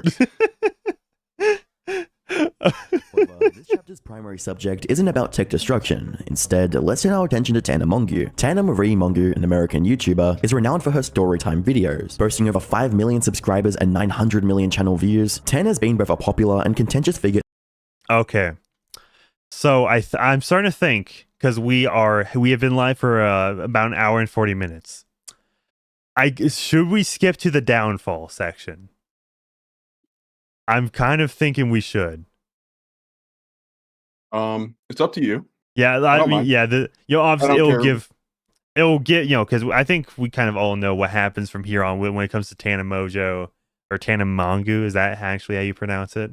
I still don't know, like years later. I don't know. Yeah. It's funny because in my very first Idubbbz, I was like, "It's Mongo, guys. Get it right." And Yeah. it turned, like, I don't think I was right. Yeah. Okay. Half Day is saying skip to it. Yeah. Okay. I think a lot of people are saying yeah. Skip to that downfall section. Obviously, if you want to watch this bit between, let's just say, let's just say like we skip to like 23 minutes in, right? Yeah. Feel free to go in and watch this video by yourself. Obviously, if you want to get the full thing, this is not supposed to, replace your viewing experience. This is a good video so far, and this should have more views, especially for that production quality, right? I do low key feeling some sort of, it's like Survivor's Guilt, but it's like for popularity. It's like my most ass video, right? You'll be here all day otherwise. Okay, let's skip. Samuel, he seems like a solid guy. Go subscribe to Real. God, I almost accidentally said Scamuel. I did not mean that. Bruh. Scamuel. Oh, God damn it. Yeah. I didn't even mean to say that. Bruh. By the way, he has like a podcast channel too, and I was on this a month ago, just about. Yeah, so watch, inflate the views on my episode so I can be look more popular. JK, unless I went on his podcast once, right? We're mutes on the Twitters. Let's okay. I think this is just about where it gets to the Airsoft Fatty documentary, so we'll skip to that just about. I'd say take the L if you could pronounce it. Get it? Because You see what I mean? Unlike past content cops, it did have an effect on Rice Gum. However, it didn't really change his reputation because he was away. A bit like the Leafy and Idubbbz content cops. I'm sorry. Idubbbz content. Still feeling regret over calling him Scamuel.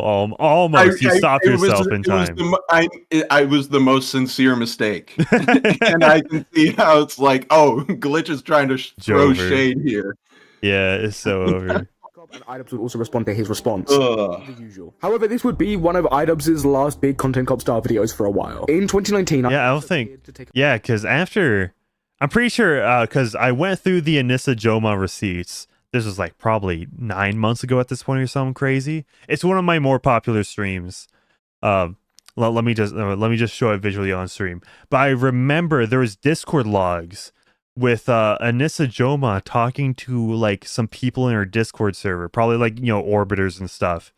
This one right here is 7 months ago, and she said she really did not like how Idubbbz Ian was had to fly out to like Britain or something to record with PewDiePie and Boy in a Band.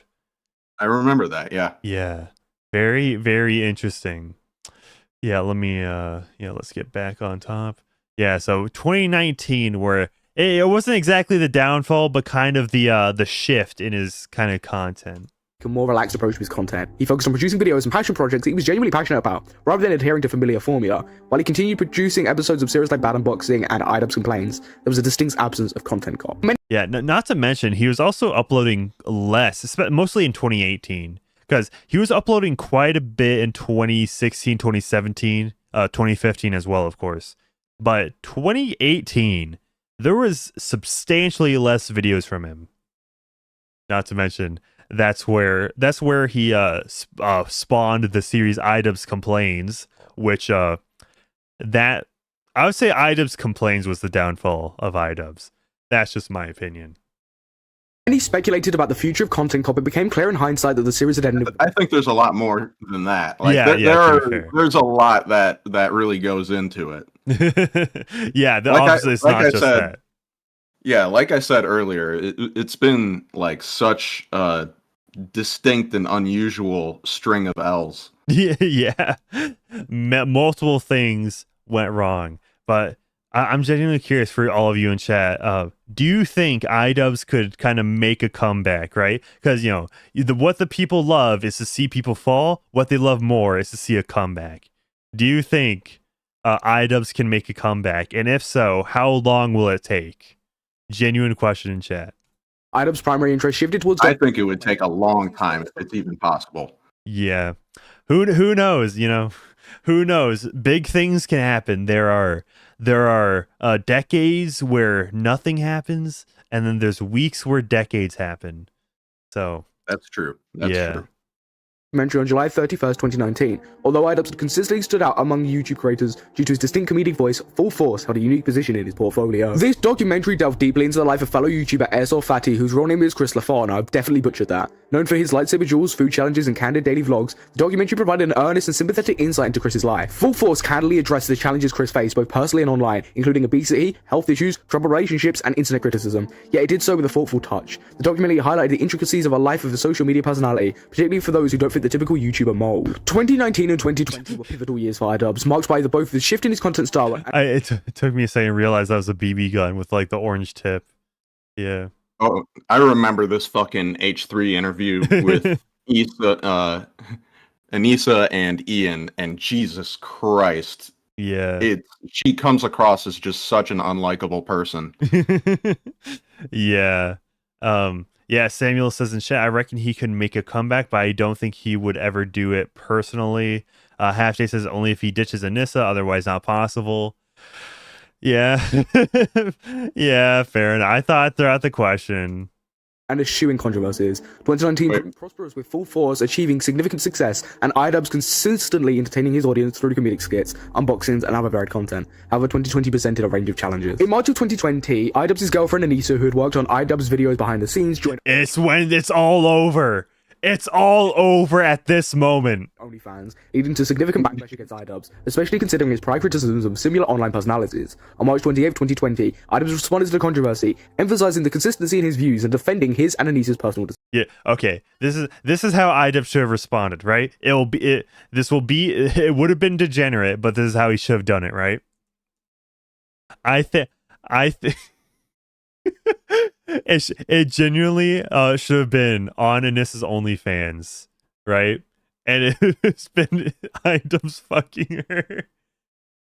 God damn it! It's like imagine. I'm not gonna. Yeah, don't. That. But okay. How I should say it, but that would be funny. It would be, and it would be. He wouldn't be seething. Like, to be fair, he did kind of he was digging his own grave on Twitter. Right?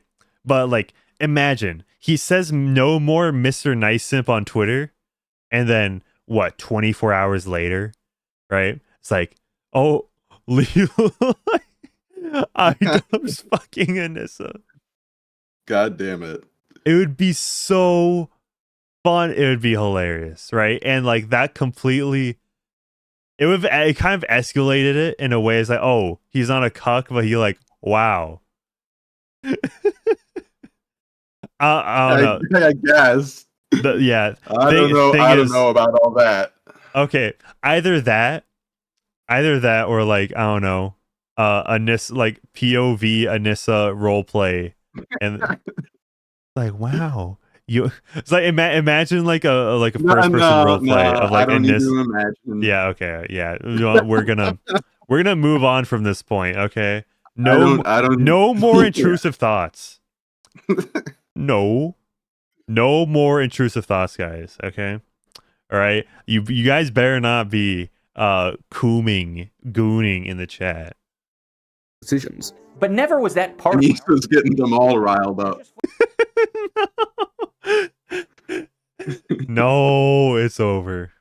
flavor. Like in the future, I'll probably say slut and skank again. I don't know why everyone thinks that like I made a stand. I stood on top of a hill and I proclaimed to all my the title. I don't know if you title OnlyFans videos. I don't know. I'm not a beta male orbiter, but like imagine the title was like man punishes girlfriend for making OnlyFans or something like that. Damn it. Loyal Christian followers. No porn shall ever cross my screen. No woman that I date shall ever lower her standards to the point of being half naked. This controversy significantly See, like that whole thing, it was literally just kind of it was grandstanding, it was moral grandstanding, and that's something that Idubbbz was not associated with doing. That's the thing. Mm-hmm. Yeah. Yeah. And by the way, I do have it on 1.25 times speed. You know, just so we won't be here forever, right? That's I'm trying to I'm not trying to like stretch out the stream for as long as possible. Just you wait until I get monetization back. That's when we stretch out the streams. JK. Idubbbz's reputation, going off of Idubbbz's content cops, and now this. A lot of people lost respect for Idubbbz, but at the same time, a lot of people felt like the situation was blown out of proportion. However, Idubbbz didn't let this deter his passion for content creation. It happened at the wrong, or for him, the wrong time too, because that was kind of when, like late 2019, that's when the word simp was getting popular. So right. So it's like, oh, we know what to call him now. He's one of those. Right. Exactly. Post a range of videos in 2020, with all of them being successful. Looking back, 2019 and 2020 were defining years for Idubbbz, marked by both professional growth and personal challenges, from the success of Full Force to the OnlyFans controversy. These years underscored creators' evolution. So, okay, all I'm saying is Samuel's been really quiet since we started talking about Nissa's OnlyFans. Okay? We need to have... Well, I want his opinion on like what if, right? you know like all the like Dragon Ball what if videos, right? We need this for Idubbbz. What if Idubbbz's response was on OnlyFans? God damn it. Changing digital environment. Despite the changes, Idubbbz remained a significant figure online. As for what comes next, I'll hand it over to my friend Toastify. Toastify, your turn. The OnlyFans controversy involving Idubbbz and his girlfriend Anissa was a notable setback for a creator once held in high regard, but it wasn't an immediate blow to his credibility. He still had his successful documentary series, which included videos like Full Force. So the question arose, who would be the single video at that point? Or yeah, at that point it was just a single video. Because after that, he would do the Dax Flame one. His next big subject. Enter Sam Hyde, a notorious comedian who's left a significant impact. Okay, I'm assuming this is just skipping Dax Flame. Internet culture through his satirical and subversive methods of comedy. He gained massive amount of online attention in October 2013 with a TED Talk parody titled 2070 Paradigm Shift, which mocked TED Talks using nonsensical buzzwords. Sam's meta-irony and absurdist humor played a role in shaping internet meme culture. He's also well known for being reported as the perpetrator of several different mass shootings and terrorist attacks, largely thanks to his fan base of... Okay. Shout out to Samuel. Like this is actually like surprisingly uncensored, right? Because I'm so used to like all videos just like not saying these stuff. Samuel says depends on how he responds on OnlyFans, because I feel people would probably mock his cock. the way that's worded, that's fire. That is fire. But yeah, that's true. That is true. A real legit food review. Bro, dude, that'd be so fun. Never. Okay, we're past the OnlyFans stuff. We're not thinking about that.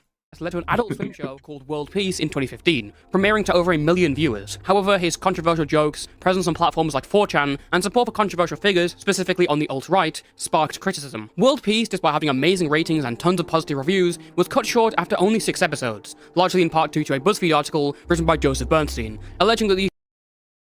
Oh, Bernstein, eh? Yeah. Well, why did Adult Swim listen to BuzzFeed? It's literally, what's the one quote where it's like, oh, the people I didn't like got outed and I said nothing.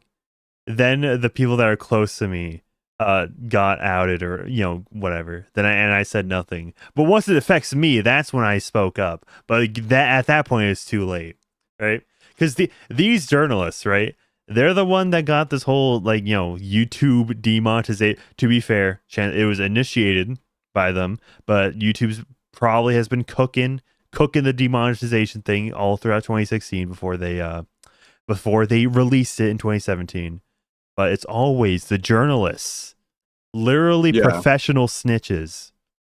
Yeah, and it goes beyond that because they are incentivized to represent things in like the most interesting light, which is like usually the most extreme cases or alluding to the most extreme case.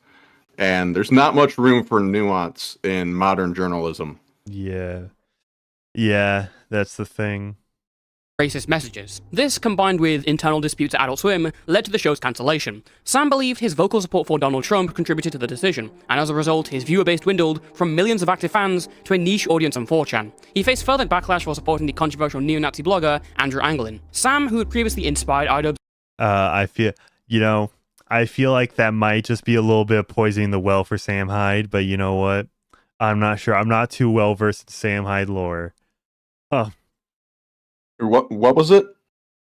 Yeah, like basically he was just saying like, oh, he like voiced support for like alt-right figures or whatever. Well, I don't know who Andrew Anglin is, but on 4chan. He faced further backlash for this is what he says right now. Supporting the controversial neo-Nazi blogger Andrew Anglin. Sam, who had previously Yeah, I don't really know the details on that either. I don't know. Obviously that's ancillary from the point, but whenever I hear those buzzwords, I always just kind of like, are they really though? Right?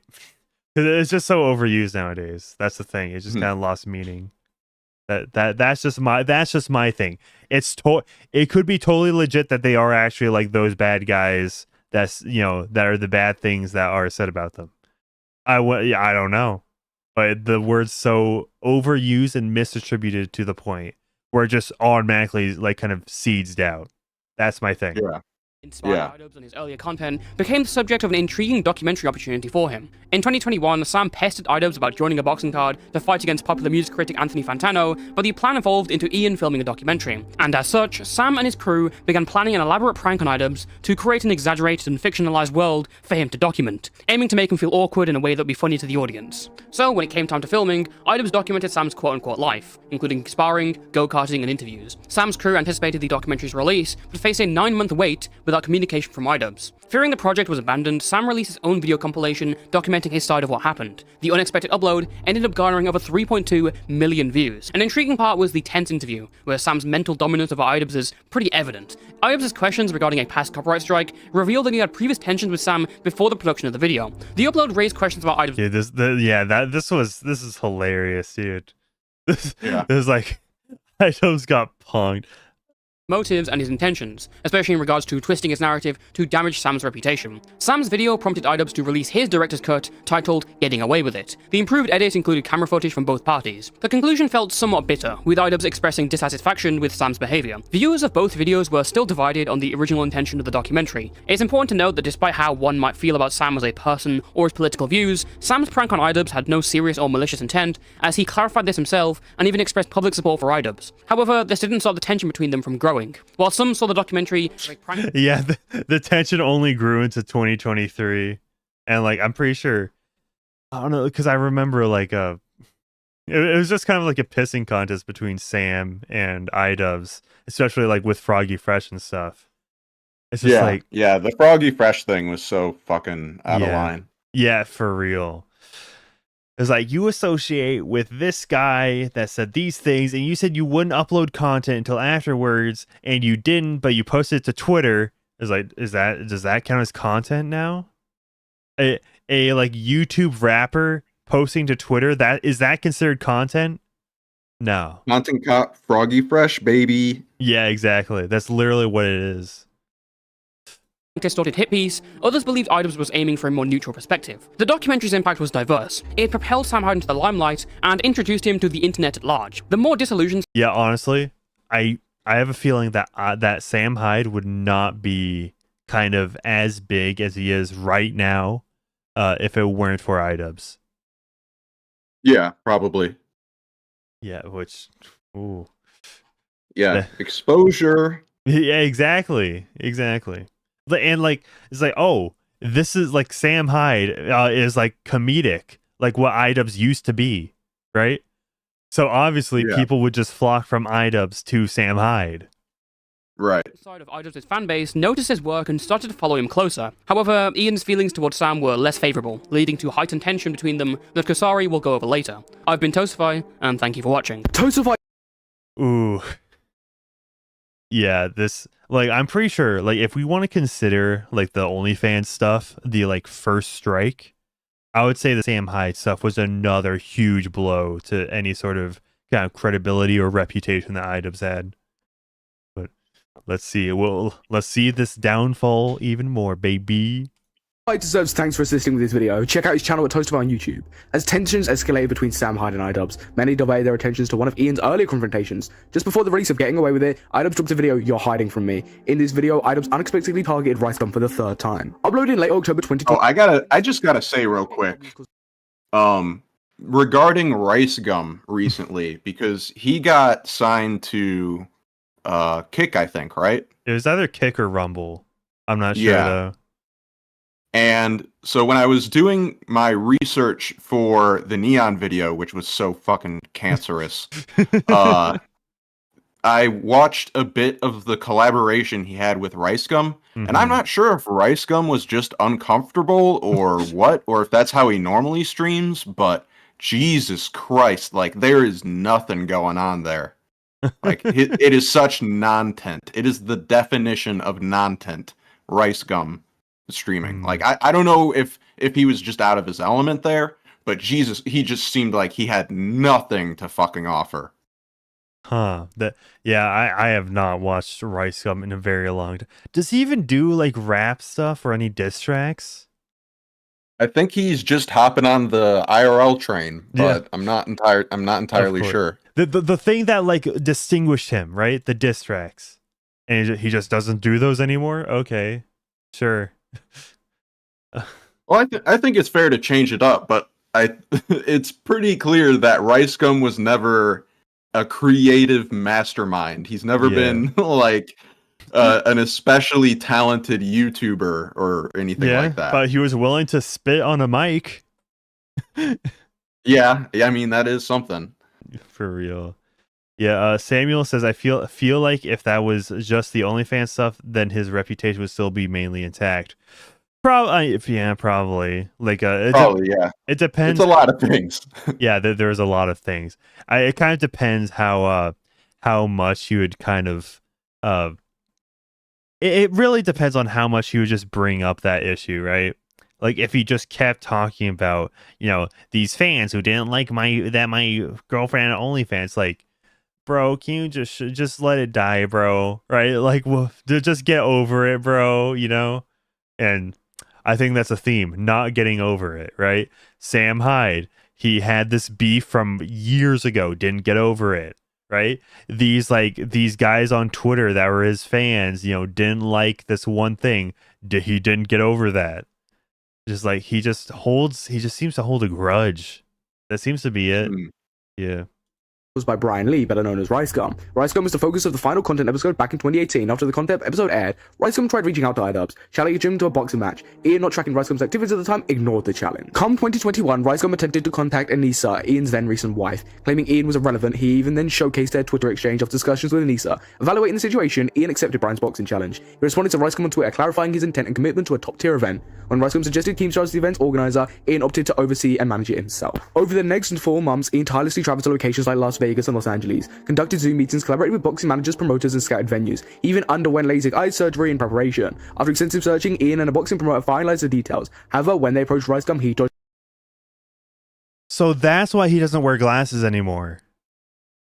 It's because he has LASIK eye surgery. Okay. That actually quite explains a lot. Okay. Yeah. Very okay. I'm like, I don't know. I don't know if I forgot that or just never knew that, but it's like, that's very interesting detail. their communications and eventually backed out with various excuses. Ian would then upload a video which was primarily an effort to coach RiceGum back to the event. Ian highlighted the event's benefits, including potential earnings, the charity aspect, and the nostalgic value of their match. Sadly, despite all his investments, RiceGum remained uninterested. However, a new opponent was in sight, Dr. Mike. Choosing Dr. Mike was meaningful. With a decade of boxing experience, Dr. Mike ensured a match of skill. Contrasting the speculated Idubbbz vs. RiceGum bout, this event underscored the growing trend of influencer boxing, blending competition with entertainment and charity. Scheduled for May 14th in Florida, the event was titled Creator Clash. The journey of organising Creator Clash showcased Ian's aspirations in the evolving YouTube culture. The focus shifted from just videos to building communities and redefining entertainment and facilitating human connection. So how did Creator Clash play out? I'll hand it over to Just Quilted and Zine of Sins to take it from here. The inaugural Creator Clash in Tampa Bay, Florida featured 18 influencers hosted at the university. It's wild because the premise of Creator Clash and the timing of it really could have been a long-term success for Idubbbz. But he just really fucking mismanaged it. Yeah, it could have worked. So it could have been good, but nope. Just misappropriate, just like over 200,000 fun. I feel like this was kind of a very inexplicit way for Idubbbz to kind of get in the good graces of some YouTubers who may have thought he was toxic back in the day. Right? I feel like, and I know, like, pointing the finger at Anissa again, but I do feel like she really wants in with the Poggers community. Yeah, because I'm pretty sure, not even, like, discounting just the boxers who were invited, right? That were kind of in the LA sphere. I know Ego Raptor from the Game Grumps is in LA, but even excluding that, like, I'm pretty sure in Creator Clash 2 at least, like, Jacksepticeye and Moist Critical were there as either commentators or just kind of like just there to say, hey, we're here, please buy tickets to our event,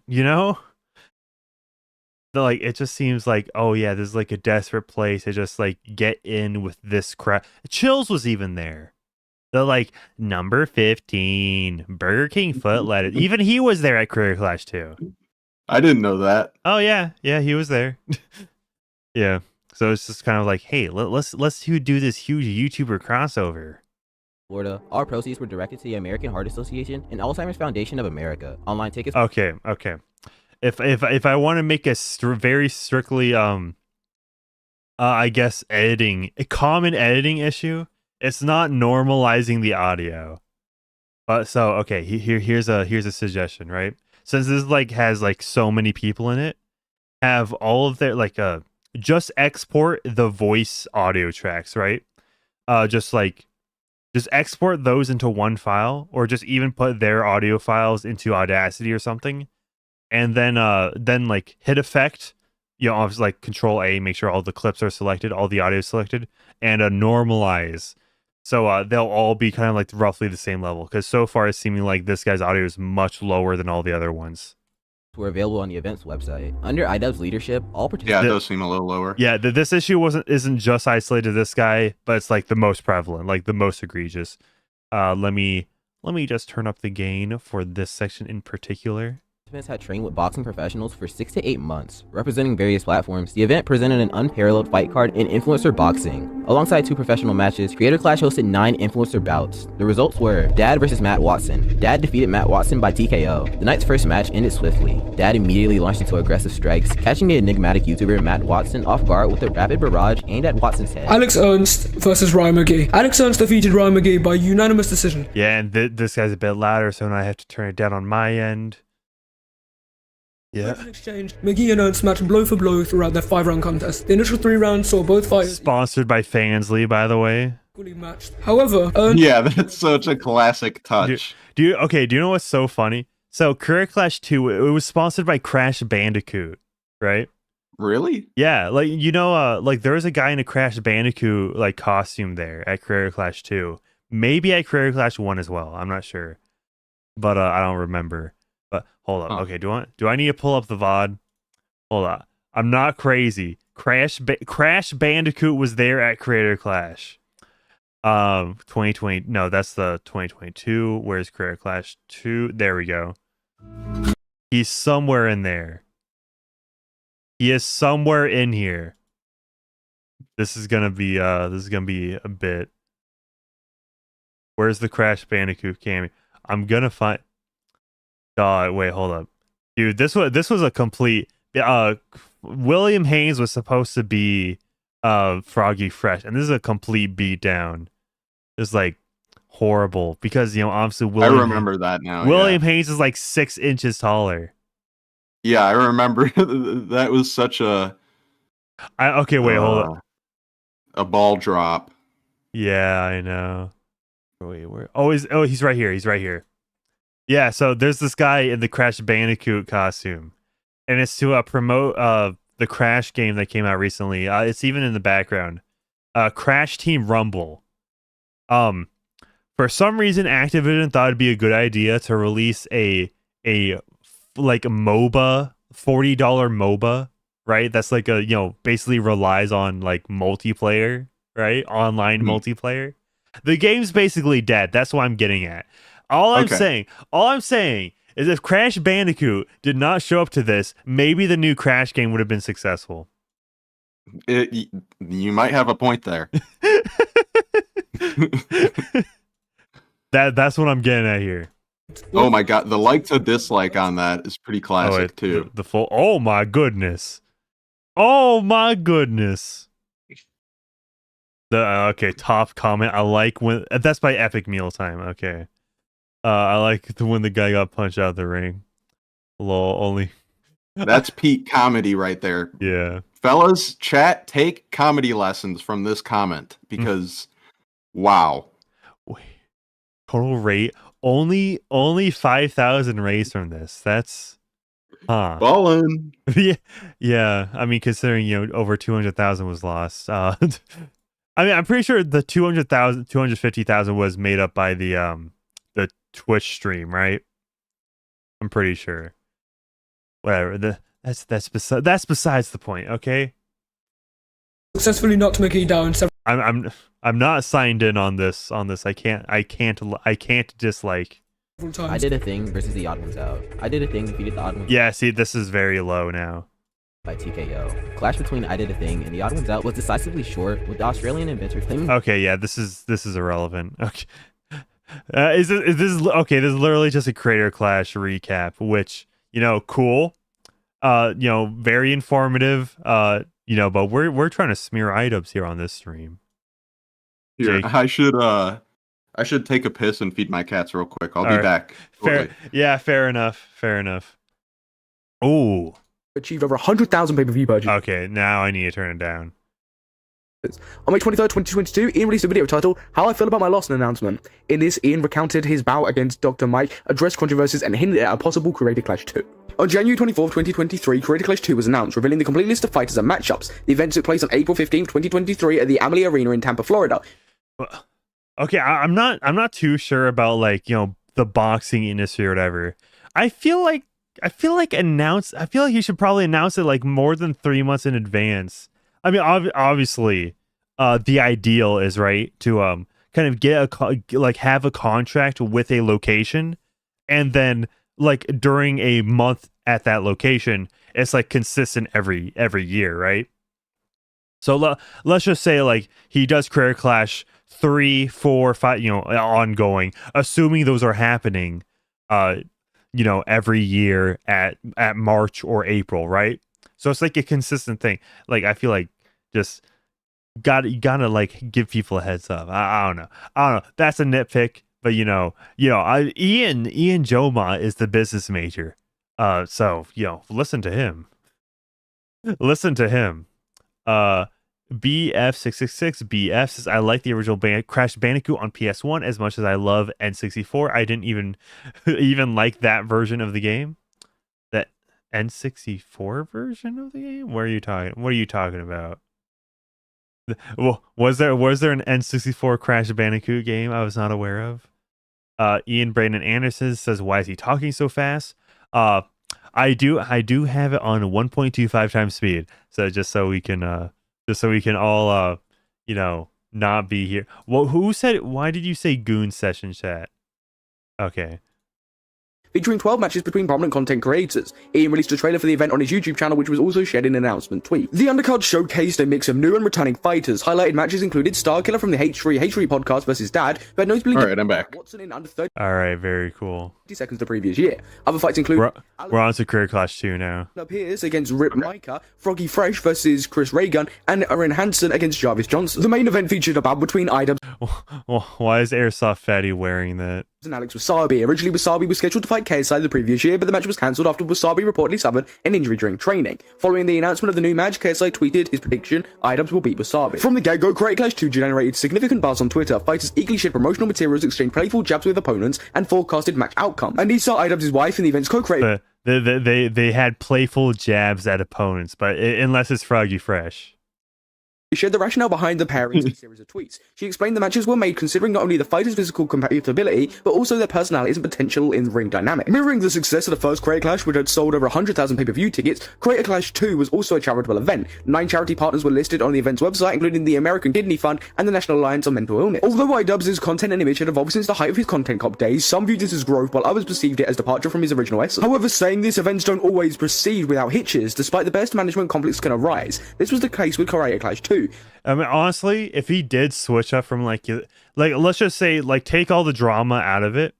If he just were to switch from like his normal content to Creator Clash stuff and like running a boxing thing, it's like I wouldn't, you know, obviously it's like, oh yeah, if you liked his content, yeah, that might kind of suck for you, but like I don't know, I feel like it would probably be more profitable, right, running. Or I mean, it's not even like he's it in definitely it for could have been a successful business, but like I said earlier, he just mismanaged it. Yeah. Like, yeah, dude. Like, real bad. Yeah, Idubbbz should have pulled the Gerard the Completionist. Particularly with Ian and Anissa at the helm. That's a joke. Samuel says, listen to the business major, you'll only lose $200,000. Real. Froggy Fresh, a well-known YouTuber, was preparing to face commentator YouTuber Chris Raygun, but in a twist, Creator Clash 2 announced Froggy Fresh's removal. Shout out Froggy Fresh. Only 3 weeks before the main event. This decision sparked widespread backlash online, with many rallying against Idubbbz and Creator Clash 2, demanding Froggy Fresh's reinstatement. A critical point of I was there defending Froggy's honor for him to fight Chris Raygun. Yeah, it's ridiculous how like it's fighting. Of course they're going to talk a little smack. Like It was the smallest joke that was cracked, and then Anissa's mom had to enter the mix. Yeah. Oh, okay, hold on. Let me see if Froggy Fresh still follows me on Twitter. He does. Wait. Okay. So, okay. I'm not salty, but I think Froggy Fresh like unfollowed a bunch of people. Now he only follows 7 people. So he doesn't follow me anymore. It's so over. It's so over. was why so many of Ian's fans Jover, bro. I mean, whatever. I get it. I don't know. There will inevitably be the time where I'm gonna have to like slash all my following or my followers, like my following list at some point. Once viewed him as a YouTube legend, became a post. I'm just not gonna use Twitter unless it's specifically for business purposes. Him. Many traced his shit back to 2019. Yeah, honestly, like I recently got off Twitter just because it's like distracting and it's really not like worth much of my time, and it feels even like hypocritical using it because I speak out against like the addictive natures of social media and whatnot. So like being active on Twitter just feels weird. And I gotta say, it's like it feels good not being on Twitter. Yeah, cool. Okay, hold up. I want to see if I can still DM him because I remember there was like kind of a plan that fell through about him coming on my stream. Okay, shit. I am still capable of DMing him. Documentary style content. Controversy surrounding his then girlfriend Anissa's OnlyFans account and his reactions added fuel to this fire. These events led to a split in his fan base, with some believing he had lost his touch and others praising his evolution. A noticeable decline in his video views underscored this division. Many felt that the incident with Froggy Fresh was an extension of these issues. The official reason of Froggy's removal. Yeah, I'm gonna be real. Froggy Fresh definitely was pouring fuel on that fire. Yeah. Yeah, that was. But I mean, it if people would have just left it at the small joke that he made in that one like video, then everything would have been fine. Because the specific thing, I have this I have this clip. I include it in the if we were to reference back. I'm referencing my own videos for sources, by the way. Ultimate Cut Compilation 2023. Of course I had to add an Idubbbz, segment to that. And Froggy Fresh himself in the clip, it was like, if I lose to you, I will subscribe to Anissa's OnlyFans or something. Right. Like, that's what he said. Like, it wasn't all that bad, right? No. It's very, like, as surface level as you could go with that. Exactly. For real. Hinted at disapproval of his recent behaviour. This vague explanation fueled speculation, especially when juxtaposed against a recent jest he made about subscribing to Anissa's OnlyFans if he lost his fight. On top of this, further complicating matters was Froggy Fresh's connection to Sam Hyde, a controversial figure who had previously clashed with Idubbbz. Many believe that his association combined with the OnlyFans comment led to Froggy's removal. Reasoning for this was that after the release of Getting Away With It, Sam would go on to make numerous suggestive and offensive remarks about Anissa, calling her things like a succubus and a slut. Admits to that was pretty good.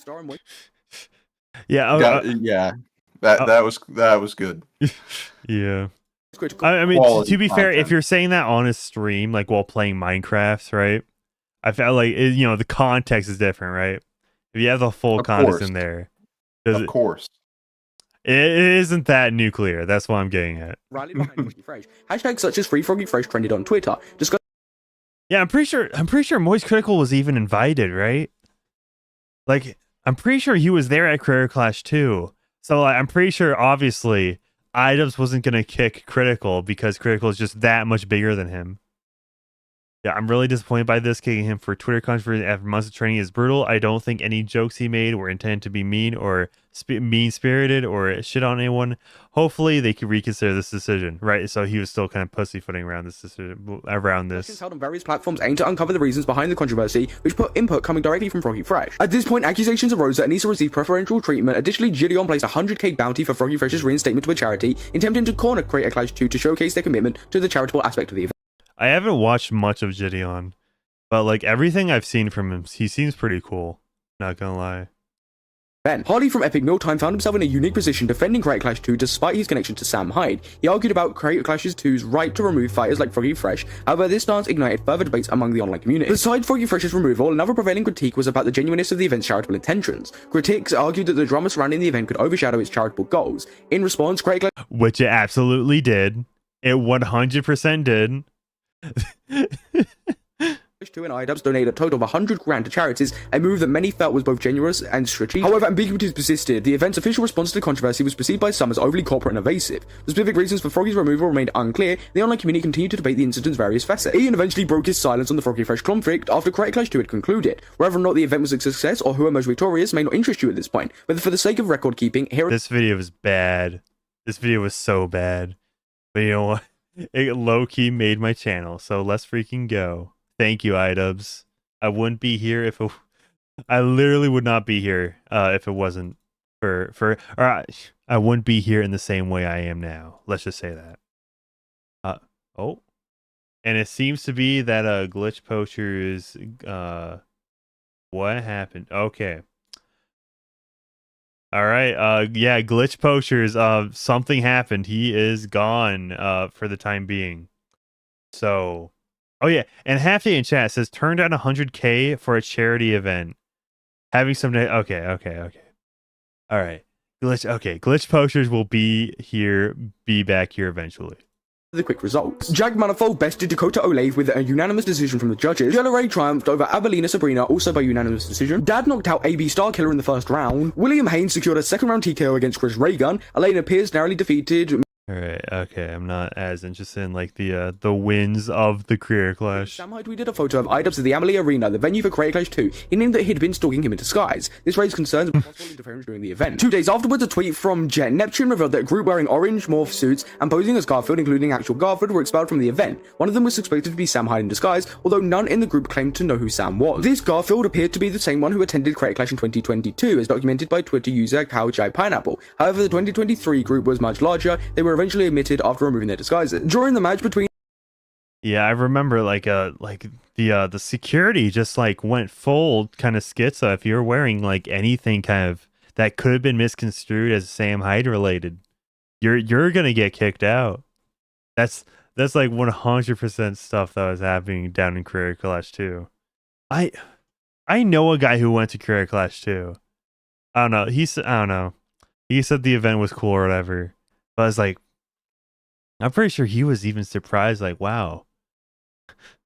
Wow, it didn't even make his money back. Idubbbz and Alex Wasabi itself, a fan raised a poster to Red subscribe to Anissa's OnlyFans and not to Froggy Fresh. Security promptly escorted the individual out as standing was prohibited during the matches. Although as attendees exited, the Garfield group reappeared with a sign supporting Sam Hyde, causing a disturbance. It seemed they had planned to create a scene on Hyde's behalf all along, but had been halted earlier at the entrance. Anyways, back to Kazuri to cover Ian's statement. With no new episodes of Content Cop, a lack of documentaries, and a fan base growing increasingly restless and critical, Ian made a move that plunged him right back into controversy. After already stirring the pot with the Froggy Fresh and Sam Hyde situation, Ian took a different route. On May 18th, 2023, he released a video titled I Miss the Old Idubbbz. May 8th. May 8th. Wow. That feels just like 1 week ago. Do you remember where you were when that video dropped? Oh, I sure did. Oh man. Well, okay, Glitch. Dude, it's unfortunate that Glitch Poachers is not going to be here for this situation. But this one video, May 8th, where were you May 8th, 2023? Because that's when the video that Idubbbz dropped. It's so over. That's when Idubbbz just like, hey, this controversy that's just about to die down, let's throw some more fuel on that fire. Where he apologized for aspects of his previous content over time, that people would see that as a reflection of who I am and what I value. In the video, Ian expressed remorse for his Content Cop series, which had been some of his most watched videos and had played a key role in building his large following. He also addressed allegations that his content had influenced young viewers to use derogatory language. An apology video. Yeah, and like thing is, he didn't even say NF in his Content Cop video, so that was like a bad unboxing, I think. And also, obviously, one of his more famous ones was like, I have crippling depression, which, you know, I like what is that? What group is that offensive to, right? Well, tell me. I don't know. And take accountability for the mistakes I've made. So that's what this video is. I've realized that I need to be crystal clear about what I believe, so there's no room for ambiguity. I am responsible for creating a lot of hurtful and damaging content on this channel. His change of heart was influenced in part by a moment at a convention when a transgender fan implied that he might be transphobic before asking for a picture. Ian announced his plans to unlist all of the Content Cop videos on his channel to minimize further harm. Dude, I don't know. That's such, I don't know. It's such a weird kind of, I'm kind of like, that definitely could have been real, right? Like a fan could have said, I know you don't like me because I'm transgender, but can you take a selfie?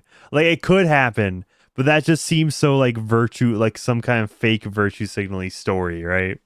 It's like, is that real though?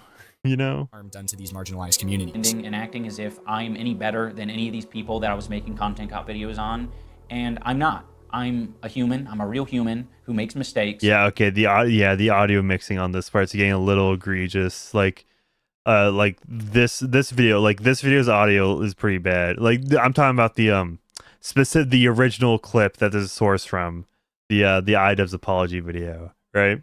It's pretty low. So like I'd bring that up to be like with at least this voiceover currently. And if that makes sense. Than the people I was making videos on. He also pledged to donate the apology video's proceeds to the National Alliance on Mental Health, as well as the Trans Women of Color Collect, addressing criticisms that he that is such a funny charity name. Was creating moral ambiguity by disavowing, especially considering the thing he said, NF, right? Own content. Ian argued that one could still enjoy the past videos while recognizing the need for their removal. To entertain, and I think if I had to rely on my personality to entertain people, that I wouldn't have any amount of success. And that is... All right, hold up. We might be getting Glitch Poachers back in. Let's see. really hard to come to terms with. The online community had mixed reactions once again. While some praised Ian for his self-awareness, others accused him of apologizing for Did Pyrocynical really did Pyrocynical really like praise Idubbbz? Dude, what happened to Pyrocynical?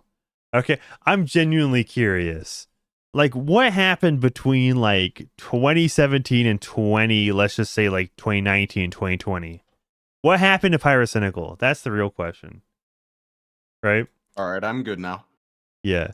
Did Pyrocynical really praise Idubbbz' apology? I didn't hear that. I don't know, like, obviously he probably has on his like Pyro Live slop channel, right? Where he just talks about current drama, current thing. This thing's so crazy, guys. It's like, bro, what happened? Yeah, it's such a step down from the kind of content that he was doing on his main channel. Yeah, I mean, yeah, that's why you do it on the second channel, right? Okay, Pyro praised him in the TBH podcast. Bro was slurping. I do remember that now, actually. I forgot about that. Yeah, because I really like the TBH podcast. Yeah, I thought, okay, I don't know. Yeah, I feel like recently he just kind of became insufferable. I don't know how to describe it. Like it started with his cosplay. That's when it started. It definitely feels like his content is much like safer now, I guess is a way to put it. Where I mean, I don't blame him, right? Well, and not just in like, saying edgy things, but like it doesn't have as much personality as it used to. Yeah. I get, yeah. Yeah, you just become generic, bland recap of plot. Problematic content. I think it would have been much more impactful and a lot more beneficial for Idubbbz as well as everybody else if he kept the videos up while instead redirecting their ad revenue to charity. I feel like that would have been a much better idea. About a week after Ian's video, Tana shared her thoughts on her canceled podcast. She felt she wasn't owed an apology, but she appreciated the dose of reality she got from the whole experience. However, the storm was far from over for Ian. Despite the wide-ranging reactions to his apology, things were I'm be real, the audio on this guy sucks. about to get even more complicated. Don't want to be that guy, right? It sounds like you put it through multiple like background noise cancelers through AI, right? That's just what it sounds like to me. It's like you put it through, you filtered it so much, it just doesn't sound natural. Navigating the complex web of Finally, I've never been so glad to listen to a British voice before. rise and perceived decline requires diving deep into the murky waters of internet fame and the responsibilities that come with it, starting with the infamous Content Cop series. Idubbbz built an empire of an unapologetic critique. Supporters argued that he leveled the playing field, revealing the hypocrisy of big YouTubers like Tanamongu, Rice Gum, and they saw him as a necessary force, calling him out unethical behaviors and holding credit. Oh, okay. Let's not hype up old Idubbbz that much, okay? Like, he made funny videos. Let's not take him too seriously. Accountable, a hero of sorts for a platform sometimes seen as the Wild West. However, the inherent danger. Are we? Wait. Samuel says, Casares audio when he sent it was rough, lol. Oh yeah. Yeah. I mean, you had to deal with what you got. I get it. Self-appointed moral compass of the YouTube community is the height from which you can fall. Critics argue that his hard-hitting critique, while effective, ventured into the realm of pettiness. I mean, did anybody really consider him to be like the moral compass of? I don't know. I get it. You know, it's like an. He definitely had a much better reputation back then. Yeah. For sure. Yeah, maybe he did have like one of the best reputations you could ask for as a YouTuber. Yeah. Yep. Yeah, I guess he did. Obviously, there are some circles that didn't like him. You know, obviously more mainstream, more, more safe sort of crowd. But then he switched up his audience for an audience that will be very kind of iffy if they'll fully forgive him, right? Yeah, the whole Olay and Francesca Ramsey thing coming back to like capitalize on his apology. Oh my god, That's so funny. That was so fucking good. Yeah, and like for Francisco Ramsey, like Idubbbz never talked about her. It was like some fan meme edit, right? And he apologized anyway. Yeah. Oh, that's so. I reacted to that with Grimsy. That was hilarious, dude. And his dealings with the Sam Hyde feud only amplified that sentiment. Furthermore, the controversy surrounding Anissa's OnlyFans venture provided ample ammunition for detractors. They claimed it showed a side of Ian that contradicted his earlier style. So I did a short on this, how Filthy Frank was able to go to Max Mofo's wedding, but not Idubbbz. Yeah. Filthy Frank planned an entire tour to go to his friend's wedding, right? I don't remember what was the evidence to back this, but apparently it had to do with Anissa getting a tattoo or something. That's what I've heard, but I don't know. So if it's I remember confirmed. Bungie clipped it, put it on Twitter, or I think he probably got it from Kiwi Farms or something. But I remember he posted the clip on Twitter, and I included that bit in my short.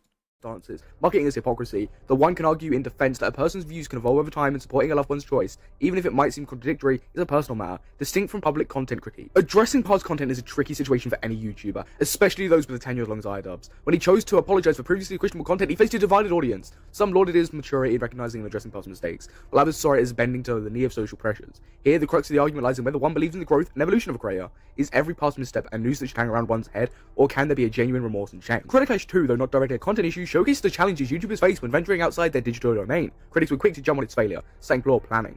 On the other hand, it appreciated its ambitious efforts, and felt the backlash was disproportionate. The initiative charitable as Here's the thing: if he wants to continue doing the Creator Clash thing, where he would have to network with other prominent YouTubers, he had to make this apology, right? Because there would probably be people, regardless of how much he changed, would see his like most popular videos, his old content, and was like, I don't want to associate with that, right? I don't know. It's that could have happened, but I feel like a good portion of people would have just been like happy to participate. Maybe you know, the people that he might want to get chummy with wouldn't be okay with it, but like he still could have had like a lot of good big names join Creator Clash without pandering in a certain way. Yeah, I mean Hassan Piker wouldn't have, right? Half Day says if Chris Ray it was Chris Raygun who talked about her, and I think Francisco Ramsey mistakes Chris for Idubbbz. Here's the thing, I'm not sure if it's in that podcast, but Francisco Ramsey specifically called out Chris Raygun at some point. So she is aware of who Chris Raygun is. Yeah. I think that she just was like, oh, two skinny white guys, same person with glasses, right? At least at the time for Idubbbz. Yeah. Misjudgment overshadowed years of content creation. The Froggy Fresh controversies further muddied the waters. While it's easy to claim that Ian's confrontational style is the root cause, one can't ignore the systematic challenges of the platform. YouTube's drama, often inflated for views, can distort genuine disputes, turning them into spectacles rather than meaningful conversations. In the end, to say Idubbbz deserved his downfall might be an oversimplification. He operated in a grey area, challenging norms and shaking the status quo. While this brought about inevitable pushback, it also carved out space for deeper discussions about content creations and ethics. It's essential to appreciate the multifaceted nature of his journey, acknowledge the flaws but also recognize the impact. The balancing act of internet fame is perilous, and Ian Jahoma's trajectory serves as a poignant testament to its highs and lows. Or maybe I'm just fucking stupid. Yeah, that was a good video. Good video. All right, W in chat if you like this video. Yeah, this was good. I'm probably gonna watch it again or probably listen to it as like background, just like in my own time, because you know, to like especially get through the part I didn't watch here. You know, just so I can consume it all in one bit, in one like 47 minutes instead of like throughout the course of 2.5 hours. Right. Yeah. Forrest Gill says, wasn't Keemstar a bit worse at the time and he got Happy Punch started? That is a good question. Here's the difference. Happy Punch, right? It has the more like traditional boxing macho man like kind of tone to it, right? It's like, yeah, of course, but thing is with Idubbbz and Creator Clash, it's sanitized like with the safe corporate YouTubers. It's like the bread tube of boxing. I wouldn't go as far as say bread tube. Maybe like BuzzFeed. Maybe something like that. Where it's just like, is BuzzFeed better than bread tube or worse? I don't know. Well, I'd say it's more it's more like just like safe, right? Because Okay. I highly doubt Vosh would step into the ring with Idubbbz. Right. Yeah. I don't know if Samuel's still in here, but this was definitely a good video. Yeah, let's see. Is there anything? Yeah, shout out to just about this whole video. How long? I'm genuinely curious how long this took to make. Bread tube is worse. Yeah, fair enough.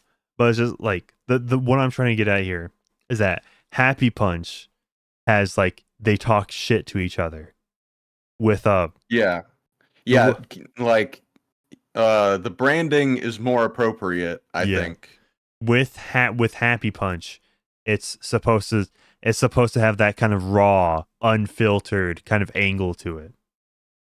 And we're obviously like they had Sam Hyde on, right? And obviously BuzzFeed doesn't like Sam Hyde. I'm sure there's quite a few other journals that don't like Sam Hyde. So they're willing to have like at least somewhat controversial people on. Yeah, I was like, I guess you could say Happy Punch kind of has that like kick streamer vibe to it, if that makes sense. Samuel says, appreciate you guys reaching to the video and glad you enjoyed it. The video has been in the works from the summer, but people had issues preventing it up until recently. So I'm glad you liked it. The video, after I got everyone's part and issues were solved, it took about 3 weeks. Planning took longer than anything. Yeah, I bet, especially if you get these like big voices on, like Internet Anarchist, Turkey Tom, and Tosify, and all that good stuff. Yeah, good work. Yeah, very cool. Criminally underrated video. All right, make sure you guys, the link is in the description. Make sure you go watch this video on your own time. If you feel like it, give a like, subscribe, all that good stuff. Send your support and positive vibes over to this video in particular. Yeah. Damn. But you know what? This is a good video. And this is gonna be kind of, unless Idubbbz does something stupid again, I don't see myself talking about Idubbbz in the near future. Just to because as I said earlier, I was checking up to see what he's been up to. I haven't seen his most recent videos. Several of his uploads I haven't even bothered watching. Yeah, because it's like nothing now. People, it's it's such a fall from grace that it's like there's not even really much to milk here anymore. Yeah, like thing like so for example, on my second channel, recently I did the where is it? Yeah, just how bad is Idubbbz new content? It was like when it was like a few months ago when we watched like a few of Idubbbz new videos, right? And it's like, oh man, this did pretty good for this channel, right? So I guess there is still kind of an audience for kind of going after Idubbbz or whatever, but it's just like, if anything, if you see Idubbbz stuff, it's going to be on the second channel, and chances are it's going to be clips from streams, right? Yeah, so, the well is pretty dry. Yeah. He's pretty dried up. Even as a lol cow. Yeah, it's just like boring. Just like, it's just boring, right? Yeah. But you know what's not boring? Hold up. Wait. Yeah, this one. This is the controversy I want to say. All right, guys, what is Ethan Ralph doing in this clip? What is he doing? What is he doing? What the Ralph doing? Oh, okay. Yeah, I'm just gonna like skim over this. Okay, yeah. He's doing. This is for 2 minutes, by the way. I know I'm like very quickly going over it. This is for 2 minutes. What is he doing? What is he doing? It could be a leg bouncing, but it could be something else. It could be. Who knows? Come on. I mean, Yeah. you would have to be pretty brazen to just like start stroking it, right? I mean, the Dark Side Phil did it. Yeah, I was about to say, but he didn't know that he was still alive. So, I mean, this is just like, I'm gonna just start whacking it. Yeah, I don't know. I don't know. Yeah, and this was when he was watching like some Nikki Haley thing, which, you know, if you don't know, she's a presidential candidate. Yeah. Yeah. So, but okay, we're going through a couple other things, right? You're here for the after show. Let's talk about Twitter stuff, right? Because Twitter's pretty fun, I would say. But basically, for those that don't know, my recent video on Chugga Conroy, going over that kind of whole controversy thing, I included a segment where it was just a straight up reading between the Chugga Conroy DMs between him and quote unquote Lady Emily. And so I decided, put this part in, clip it on Twitter, and plan to go with black with a floral pattern, but they lacked it in your size. I had two other people like voice over these parts, right?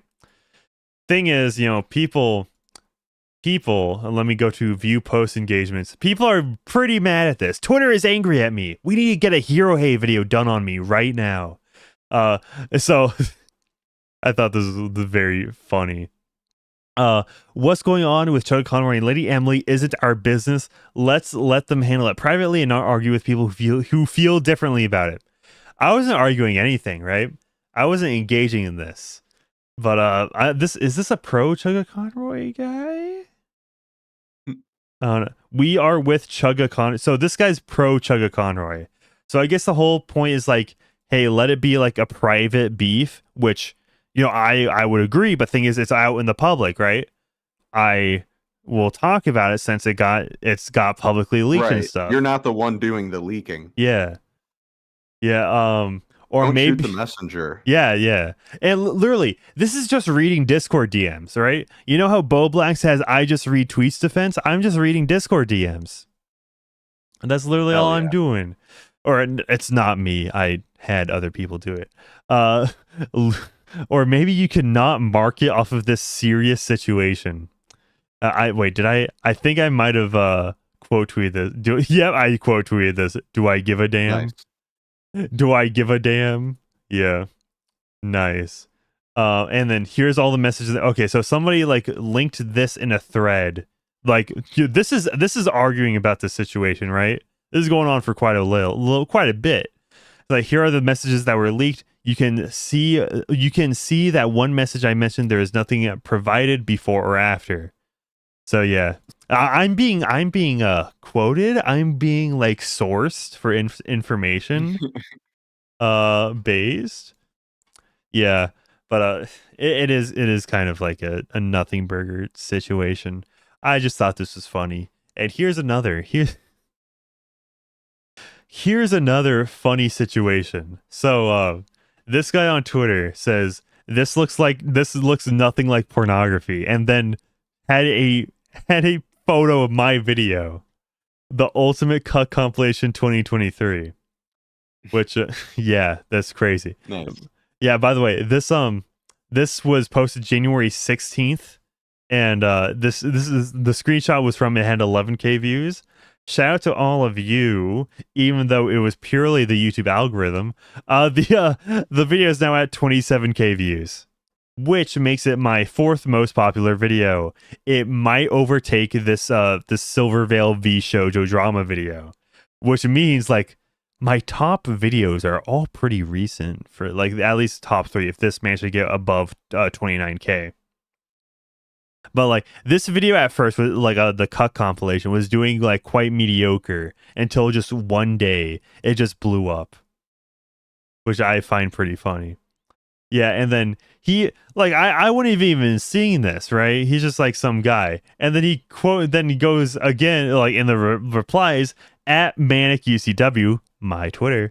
There is zero pornography in this video. Please upload with actual cuts and not guys who sit in chairs, which is pretty weird. I thought sitting in chairs was like an aspect to the cockholding, right? Yeah. Yeah. Then this person replies, imagine the entire video is just dudes in the corner like, honey, no, crying face. I thought the cucks would enjoy, I thought cucks enjoy being cucked, right?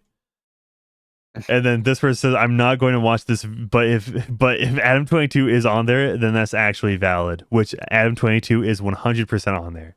Yeah, he would have to be. Yeah, exactly. Exactly. This is great. This is a good video. You guys should watch it if you've not already. Very, very cool. And by the way, here's the thing that here's the real reason why YouTube is pushing this video. It's the watch time, right? Like, people are watching longer than usual, which makes it, like, I guess, suggested more. Yeah. So here's the thing. Why is the video, which I don't speak in, getting more watch time? What's up with that? I mean, people are just really curious about the cuck situation. For real. Yeah, but yeah, make sure you subscribe to the second channel and head over to Glitch Poachers' channel for when he inevitably uploads another video. Yeah, it'll be soon. I've got things in the works. Don't worry. Yeah, but with that being said, do you have anything else to say? I do not. I think there's not much else more to say at this point. All right. Then I guess we will see you all later until we meet again, which I have no idea when that will be. My schedule when it comes to content creation is in the gutter. But yeah, thank you all for hanging out in here. Hope you'll have a good one. Peace out. Thank you for joining us. Have a good night, fellas.